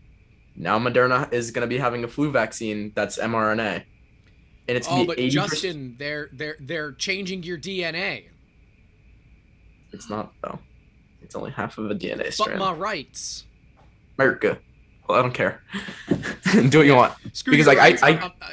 I don't care what you think your rights are. You know what your rights are is to not murder people. Yeah, I can't get a standard flu shot because I'm just allergic to it. Really? I've had a really bad reaction when I was little, and just that's the one thing I just haven't got. But if it's an mRNA one, and I know my body's reacted fine with it, that's better. That's hermit. I don't ever get the flu vaccine because I never go anywhere. Yeah, I have school. Yeah. Oh, when I was in school, I got them. Hell yeah. Yeah, but like it supposedly would be 80% effective over a 40% effectiveness that the regular one has. So 80% of the time it works every time. I'm down. Hey, that's better than most people could say for their 3D printers. Now, Yeah. These are Prusas. They are much higher than 80%. But most people can't say that their printers work 80% of the time.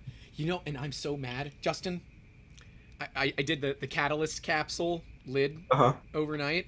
I'm like, oh, I'll pull it off the build plate. Freaking rip. This print has been cursed.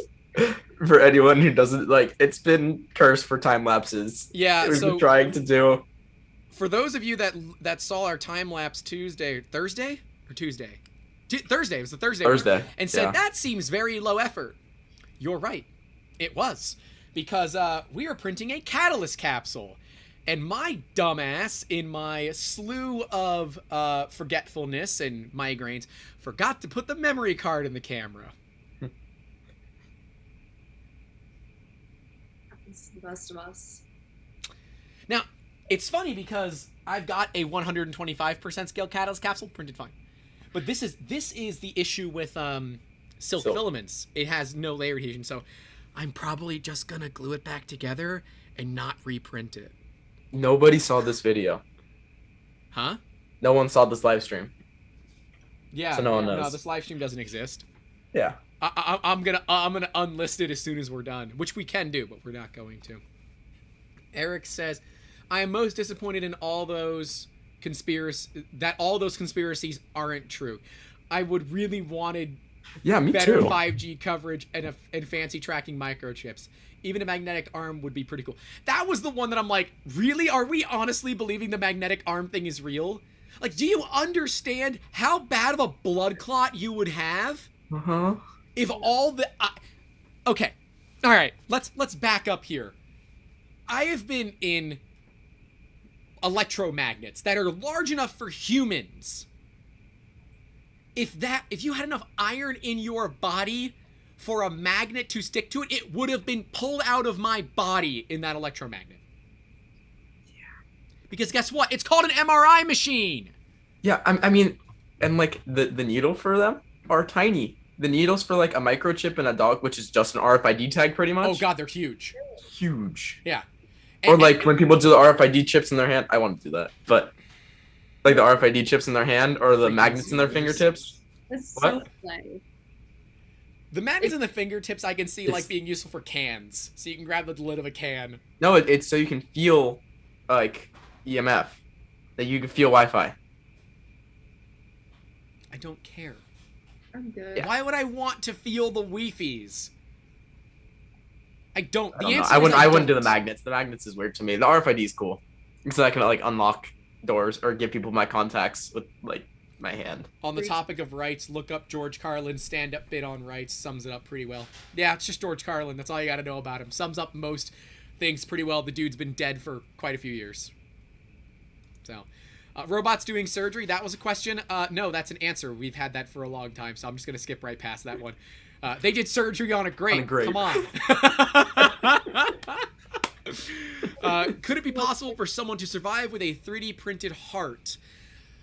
They've been doing. Amber's making cookies and I can smell them. Yes. I love how this is what the podcast come to. Hey, look, she's making cookies. I don't know what you want me to do here. How did you expect me not to comment sharing on this? Is the problem? Huh? That you're not sharing and sending them in the mail. Well, you know a guy if I'm going to send him in the mail, so. Yeah. Because otherwise, you got to come to Florida to get cookies.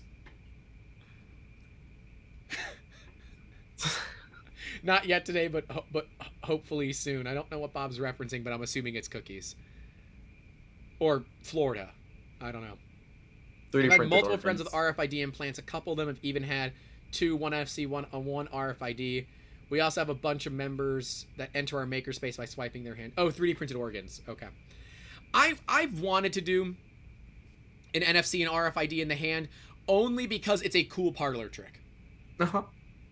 A buddy of mine who runs a business chat. I can't say the name because it's got the F word is in it. Un-F my business is what it's called. But the word is there. And he's got a tattoo on the back of his neck that's a barcode. And anytime that someone has barcode tattoos, I ask, are they real? His is. He had it done 30 years ago, and it goes to the Marlboro cigarette website. because that's he used to smoke a pack of Marlboros a day. So he wanted to put, or no, it doesn't go to the website. It is the barcode from a pack of Marlboro cigarettes. So you can scan it, and it came up as a thing of Marlboros. But it's 30 years old, so it doesn't work anymore. But he said yes, it worked, and yeah, it's how I used to buy cigarettes. Scan my neck. Funny. A QR code tattoo would be cool. But then what if they like screw up one part of it? That's why I think like NFC or RFID is where I would be, where they're like reprogrammable. Yeah. Because like I could go shake someone's hand, they ask for your card, I'm like, oh, give me your phone, tap my hand with it, you have all my information. And you can remove them too. Not that difficult. Sounds painful. Yep, that's about it. You just need an X-Acto knife and you can remove them. Maybe a little, you do it the Russian way. Vodka and X-Acto knife. You got your surgery system right here. Yep. Bob said he'd rather do a ring with the chips in it for now until the tech is more stable and less likely to become obsolete. Yeah. I agree. Like, yeah. It's just hard to get them in the ring format more than the little like pill shape that they put them in your hand. But I've seen some like people take like for like Tesla keys because they're like chipped like specifically for them. They're not just Tesla owners. No, they're not standard. People charge like $300 for them because the cards are like $20 for the key for the cards, but they're like special. Like they have like some difference in them. Like they're like the encrypted kind. Right. So people cut them all out and put them in the rings to be able to unlock their car with it. Yeah, I mean that's cool, but yeah, I mean at some point it's borderline pretentious. It's like when we did the replacement Spirit of Ecstasy. That's the flying lady on a Rolls Royce. We did those for people for their Rolls Royces. That was their own bust. I'm like, all right, owning a Rolls Royce is pretty pretentious. But then owning a Rolls Royce with your own self as the bust is even worse. And even further, they had them done in casting resin so they could get cast out of a precious metal. So I think they are typically in a precious metal on the car. Justin, guess what car shop did it? I don't know. What's the car shop that you know heavily that's near West you? Coast Customs? No, not that one. The other crazy one in LA. RDB? There it is. Yep. Yeah, we did Vic and Mono as Spirit of Ecstasies for their Rolls Royce Phantom. One's for Phantom, the other one's for a Wraith. RDB West Coast Customs is closer to me than RDB is. Oh, I just know they're in LA. I've driven past both of them multiple times. Because RDB has multiple locations. They have one that's near me. They're not their shop. It's only like their wheel and tires.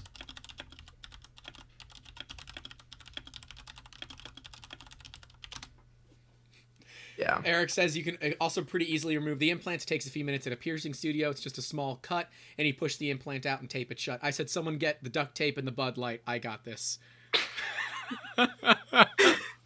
Although I'm pretty sure I did Bud Light Light, but I think it's Lite. Probably. It shows you how much I care about Bud Light.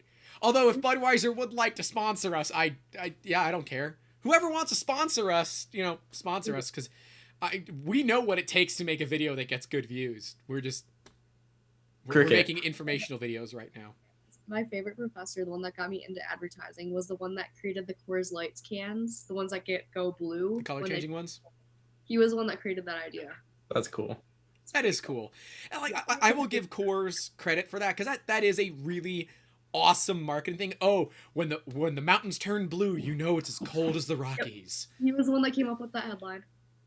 That headline is effing brilliant. It's brilliant. And Budweiser has not been able to touch it, but Budweiser's got, the Daytona 500, right? Budweiser Daytona 500 NASCAR. That's what they got. Yeah. Coors Light, they had, they didn't have, or Coors doesn't have the brand recognition that Budweiser does. Yeah. Alcohol in general has some of the best marketing out there, period. I've got a family member who works for Southern Glazers Wine and Spirits, and just to see the things that come out of there is nuts. I applied for an internship, multiple internships with different alcohol companies. That's I would love to do advertising for that. I'm not laughing at you. I'm laughing at Eric's joke. Budweiser, the beer well known for being similar to intimate moments in a canoe, effing close to water. I'm not a beer drinker. It's disgusting. I am not a beer drinker, but we do have a client that owns Bay Cannon Brewery here in Tampa. They make some damn good beer. And every now and then, when he's in my area, he comes and drops some off at the house. Which is a pretty cool client to have, I'm just Your saying. delivery service, and Right? they're your client. No, but like, it's testing stuff that's like not available to the public, and we'll try it. I'll give him feedback because I'm not a big beer drinker. And I am, is it from Brooklyn Nine-Nine where all he likes are fruity drinks? What's the show with Andy Samberg where all he likes is fruity drinks? I don't watch enough TV. Okay. I don't like to taste. It's funny. I have two different types of alcohol consumption. One is like, an apple teeny. Give me the sweetest drink I can get, or I love to sip tequila. I've never been drunk. I could see you drinking an apple teeny, Grant. Hell yeah, you can. Yeah. Like a little umbrella in it. Yeah, there's not an umbrella. It is not an apple teeny, sir. And it But wasn't you just Andy need the little Samberg. It umbrella was in it. the guy from Scrubs. JT, maybe? Yeah. Whatever. Yeah, I am not a big alcohol drinker. I've never been drunk. I have no desire to be drunk. Which is good, because there's a lot of tough times in business where drinking is an absolutely good option. I just don't choose to do it. I think I've had maybe one drink. Yes, I had some peanut butter moonshine at a party recently. A party where we all had to prove COVID status. Pretty cool about that.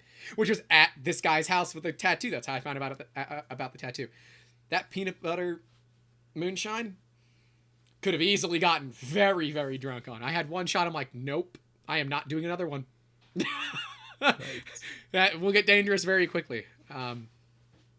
So future of stem cell research and 3D printing together, the answer is yes. Because that's how 3D printing organs are done. Organovo does it by printing a mesh of stem cells, or a 3D printed mesh that is then painted with stem cells and put into a host, whether it is a human, a pig, whatever, to grow. And then you have a functional organ. The issue right now with 3D printing organs straight is the muscle fibers and dealing with how muscle fibers react. You generally need to just use stem cells to do it. So I believe, to me, the answer is yes. I'm willing to wait for our comments to tell me otherwise, because this is Cunningham's law, right at work. We say deliberately an answer that we know is potentially not accurate, and we wait to see if anybody corrects us. But that's how Organovo does it. I know that there are other companies doing 3D printing organs, but I don't know their process. The only reason I know Organovo is because they're doing trials here in Florida, in Hollywood. So, yes, there's a Hollywood, Florida. It's just north of Miami. But, yeah, I think it's awesome. I would do it. Like, yeah, it'd be great if that can, like, take care of all the lists waiting for organ transplants and donors. Like, if we can get that just finished with, like, 3D printing, that'd be amazing. And, like, the final question is all about immortality. And I have a strong stance against immortality. I would like to... Let me rephrase this. I have a strong stance against immortality if your quality of life is shit. If I can maintain my quality of life 2 years ago indefinitely, I'm fine with this. But it's the people that keep their loved ones alive on ventilators, on life support for way longer than they need, which is effectively immortality. You can keep someone alive on life support in a hospital indefinitely. There's very little that can go wrong. Oh, wait, the nurse is here. What'd you say? Almost indefinitely. Sorry. See, Cunningham's law, right at work, right here. Eventually the body will give up, she says. And I don't want to be kept alive on life support indefinitely. That's not what I want.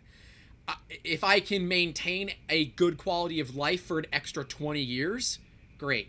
But at some point, once you get a lot of people hitting that 100-year mark, you look at like these people that are 100 years old. Some of them are in ostensibly phenomenal shape. Like I've got a buddy, know him from swing dancing. His name is Joyful Bob. His real name is Robert Qualter. Great last name. The dude is 66 at this point and could kick all of our asses at once.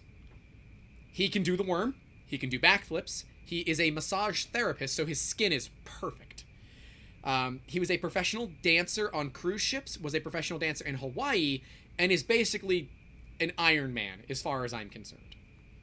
And he's going to live a very long life. Unless he dies in a car accident.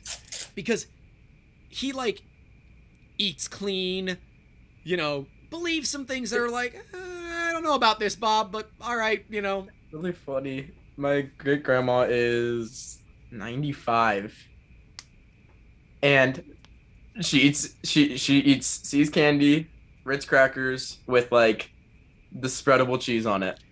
Some people are just, they're surviving on pure spite alone. My grandmother is like that. The Latin spite is keeping her alive. That or the coffee. There's so many stories about my great grandmother. We got some more comments. Alcohol advertising is one of those things that is really different in the EU as well. You cannot advertise in television or radio at all, and in print you can only show packaging or ingredients, and it has to be accompanied with a warning about the dangers of alcohol. There is warnings about dangers of alcohol in American advertising, except it is so tiny at the bottom of the screen, and that's all that it matters. Yeah, online, it's only allowed if over 70% of the target audience of the website is over 25 years old, and the website is recommended to have the same kind of age verification. I love that. Yeah, because on here, like, you watch football, every other ad is for alcohol, but now, like, we don't have tobacco ads anymore, which is. I was about to comment on that. Like, so in America, the rules with like alcohol is that you are not allowed to show consumption of it, but you're allowed to show the bottle. So like when you watch like a video ad, even on the Super Bowl, you never see them drinking it. Like they'll pull it up to their lips, and then before it touches their lips, they just cut it. Mm-hmm. So, but it's kind of interesting to see like the warning about the dangers of alcohol, because like the tobacco industry used to have like free run ads, like do whatever you want, and then once they found out the dangers of it, like it all got shut down. So it's kind of like interesting to see that like the EU and like I think some of the UK too is like taking a stance similar to it's tobacco. Like they give a damn about their citizens. It's crazy. And they're gonna say no to big business coming in and lobbying. It's crazy how that works. What's that? Yeah, I don't know what any of that is. Like the fact that we are now having anti-vaping ads that I promise you are being sponsored by Big Tobacco. Of course. Like, well, it's all everyone. You could be inhaling toxic metal particles into your lungs from vaping. Well, it's better than a cancer stick. If you want to sell nicotine products, you have to be paying for the anti-advertising. It's a requirement. Yeah. Well, yeah, I mean, I don't necessarily have an issue with that personally. I don't either. But yeah, I don't like the way that large companies, especially ones that sell alcohol, tobacco, are able to have such a wide stance on advertising where you can I get advertisements for the vaping. Oh, you could be inhaling toxic metals into your lungs. I have never smoked anything in my life, let alone a cigarette, let alone a vape. Never. Why am I getting ads for this shit? Why? Because for some reason my age bracket is known for this, and they are. They're known for owning Subarus and hitting hard vapes, right? That's what they're known. The Subarus that come with it pre-installed, you mean? Yeah, it's in the shifter, right? That's how you turn on this. Oh hell yeah, hell yeah! Got delivered a cookie on a live stream. That's what's up. That's what's up. Kind of on the same topic of like governments and whatnot. Be jealous. The right to repair stuff. I know it's funny in movies, but he's zoned out. Organ possessions? Repossessions. Ah, Amber's. I know it's like a sci-fi, like silly nonsense plot. I'm just imagining Dog the Bounty Hunter with a Bowie knife cutting you open and taking the kidney back. But are you gonna put it past an insurance company? No, I would not put it back past an insurance company. Bob says the downside to more availability of organ replacement, it's at the large scale though. If we get to a point where organ replacement is easy, why care about the health of the original organ? Yep. That's actually a fair point. one that I didn't think of until just this time. And the same rules apply. Same rules as in print applies. Only packaging, no happy people or other things like that. See, this is why I love the EU. That's such a great thing. Apparently, the state needs to stay the F off and let everyone make life picks, Nadav says. I mean, I understand that people want to live a free life, but I don't believe that we should allow advertisers to be able to influence people's lives as much as they do. The fact that SEO advertising alone, search engine optimization, can take us from number 6 on Google to number 1 is ridiculous. You know, and that companies can pay hundreds of dollars for ads to run ads against their competitors. If you search for Formlabs on Google and you have your ad blocker off, all the ads are for other resin printers. They are buying the ads on Formlabs because chances are grandma and grandpa that want to buy little Timmy a new 3D printer are going to click the first link on Google. Oh, God. I would like to point out the center of this cookie is soft and warm, but the cookie itself has some texture and everything to it. It's like soft in the middle. Oh, you all are missing out. I want the audience to know this is what happens during normal meetings too. It's only worse actually. Normal meetings. I have never gotten a warm. No, you have not gotten a cookie chocolate yet. chip cookie right out of the oven in a meeting. No, tangenting. Yes. Y'all should have. Look, we got enough YouTube videos out there for people to know what they're getting themselves into. If they don't know, and they're like, you tangent a lot. I'm like, have you watched any of our YouTube videos? Yeah. There was someone that we were looking to hire. Like, I very much liked them. And I asked them what they thought about our staff. They said, oh, yeah, you know, I like, you know, the staff that you guys have. I said, well, what do you think about our bios? Because it's all, you know, we have a short bio on the website. Oh, you know, I thought it was pretty cool. They clearly did not go to our website because the cat is on there. And that's the joke, is that our cat is the director of marketing. So Julia is not my cat, clearly. Julia, her boss is the cat, though. Well, the cat is HR, CEO, and founder. What else? Everything. Yeah. Tangent with zero segue. Well, I'm sorry, Bob. This is not Linus Tech Tips, all right? You're not going to get a good segue out of me yet. I am perfecting the LTT segue, so give me some time. And the going on. Huh? Chocolate 3D printer. Maybe we could 3D print a cookie. I mean, we already know a guy for that. We have, yeah. we know the founder of Cocoa Press, which has been on Linus Tech Tips. Like, I want to talk about one last thing before we end it because it's already been over 2 hours. Yeah, the right to repair that Hell yeah. got signed, which is great. Not just 3D printing, not just in phones. It goes to the tractors with the John Deere and everything, because car manufacturers as well, like that they need to allow you for diagnostics. Like Tesla's one that doesn't allow for diagnostics, and especially with being such a new technology, you need to be able to learn about what's going on under the hood.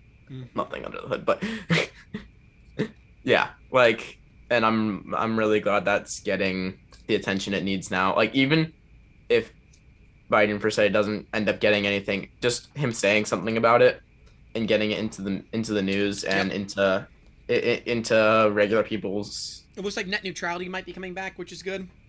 Yeah, I'm proud of that. And it's I'm really happy with that stuff that's occurring right now. So yeah, right to repair. If it's a big deal. If you can vote for it, vote for it. We need to be able to actually own our devices, not be leasing them. Yeah. Do you want me? Oh, you know, but if right to repair doesn't pass, think of all the grant rants I could do. We should do grant rants on it to get people to vote for it once it's a votable topic. I like that. Let's do depending that. on what state it is, because other states had it already. Like Rich Rebuilds was always he got it passed in, I don't know. Well, Louis Rossman is working on it in New York, right? Yeah. But for me, the big thing is the farmers that aren't able to work on their own damn tractors, and they have to like jailbreak their tractors. Or you're paying multiple thousands of dollars for the computer to be able to do it. Yep. I don't like it. It's anti-consumer. It is only good for the big business. It's only good for John Deere. And yet John Deere's like, for the farmer. You're not for the farmer. You're for your own pocket. And We were talking about this. I'm a business owner. I get that you got bills to pay. You got a salary. You got to get paid. But there's a limit to where you are exchanging your customers for profit, and not in the right way. I don't know. We talked about this last week with like VW though. Like they don't use standard OBD2 protocol to communicate with the car. They have a completely encrypted protocol. So you can't do anything to your car unless, well, for standard OBD2 diagnostic. But John could read it on his VW. Yeah, for the regular stuff. But then for like the dealer level stuff, it's all encrypted. Oh. Okay. And yeah. Yeah. Did you see Bugatti, which was part of VW Group, was sold to Rimac? Yep. Which is also part of VW Group. Yeah. That's cool. Yeah. It should make it interesting though. So, stances on immortality as a final thought. I say no. Justin, what do you think on it as immortality? I don't think so. Julia? That wasn't really where I was going with the question, but we'll leave that for another time. Oh, well. We can keep going. I don't care. Yeah. Doesn't matter to me. I can barely feel my legs at this point, so I'm here.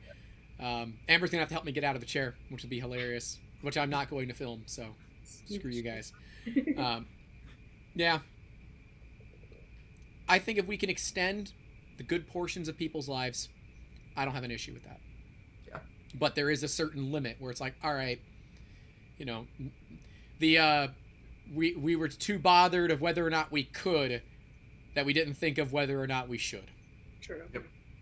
So That's good Jeff Goldblum. That's almost what I'm writing part of my college essays about. Is I want to talk about like, where's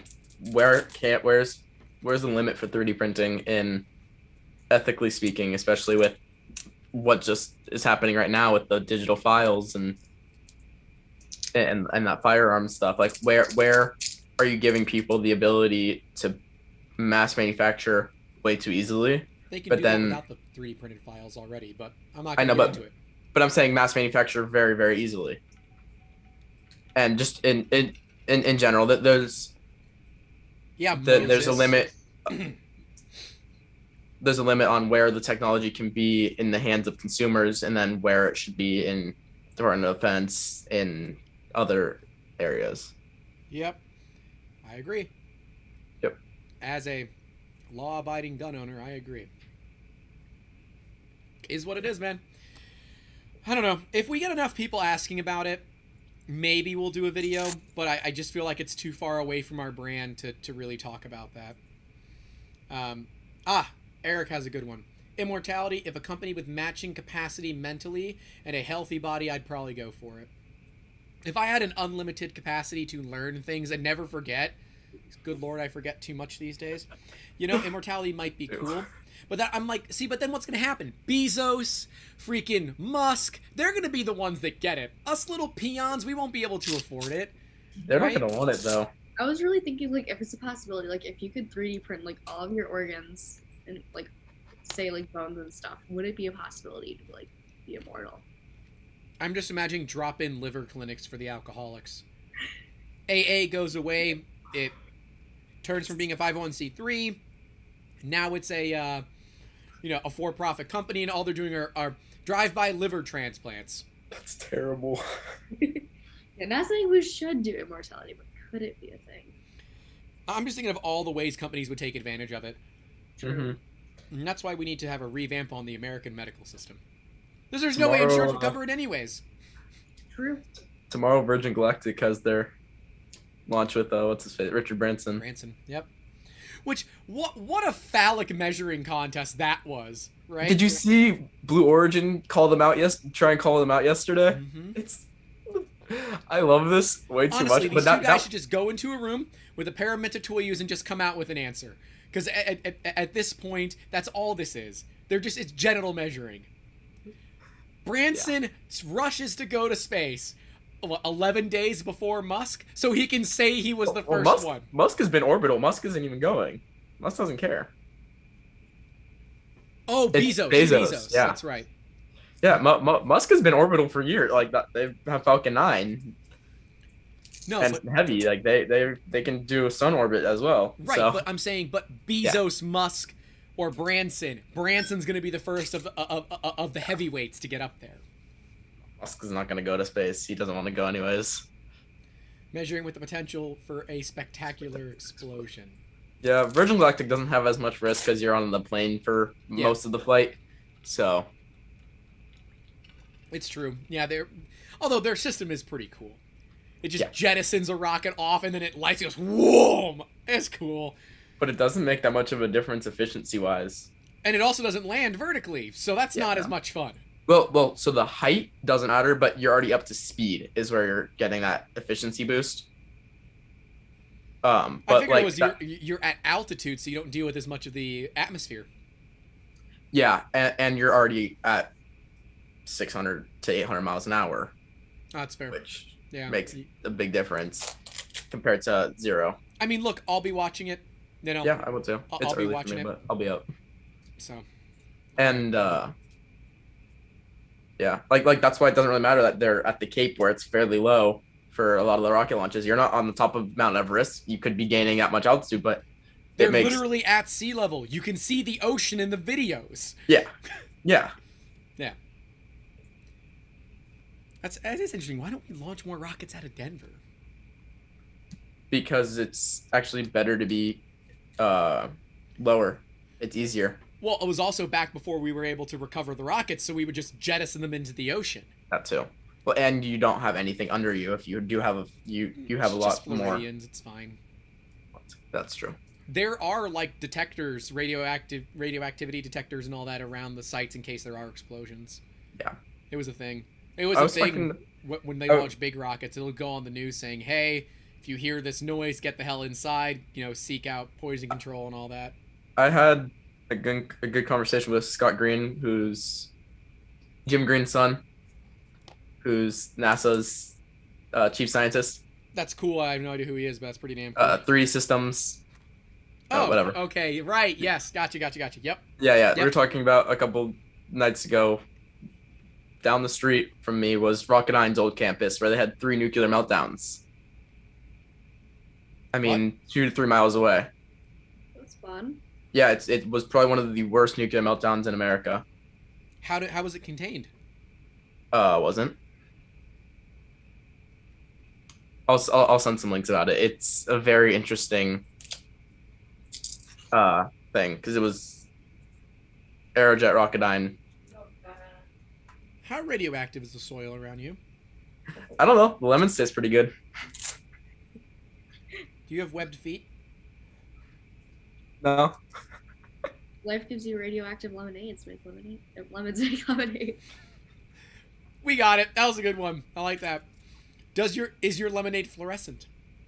A little bit.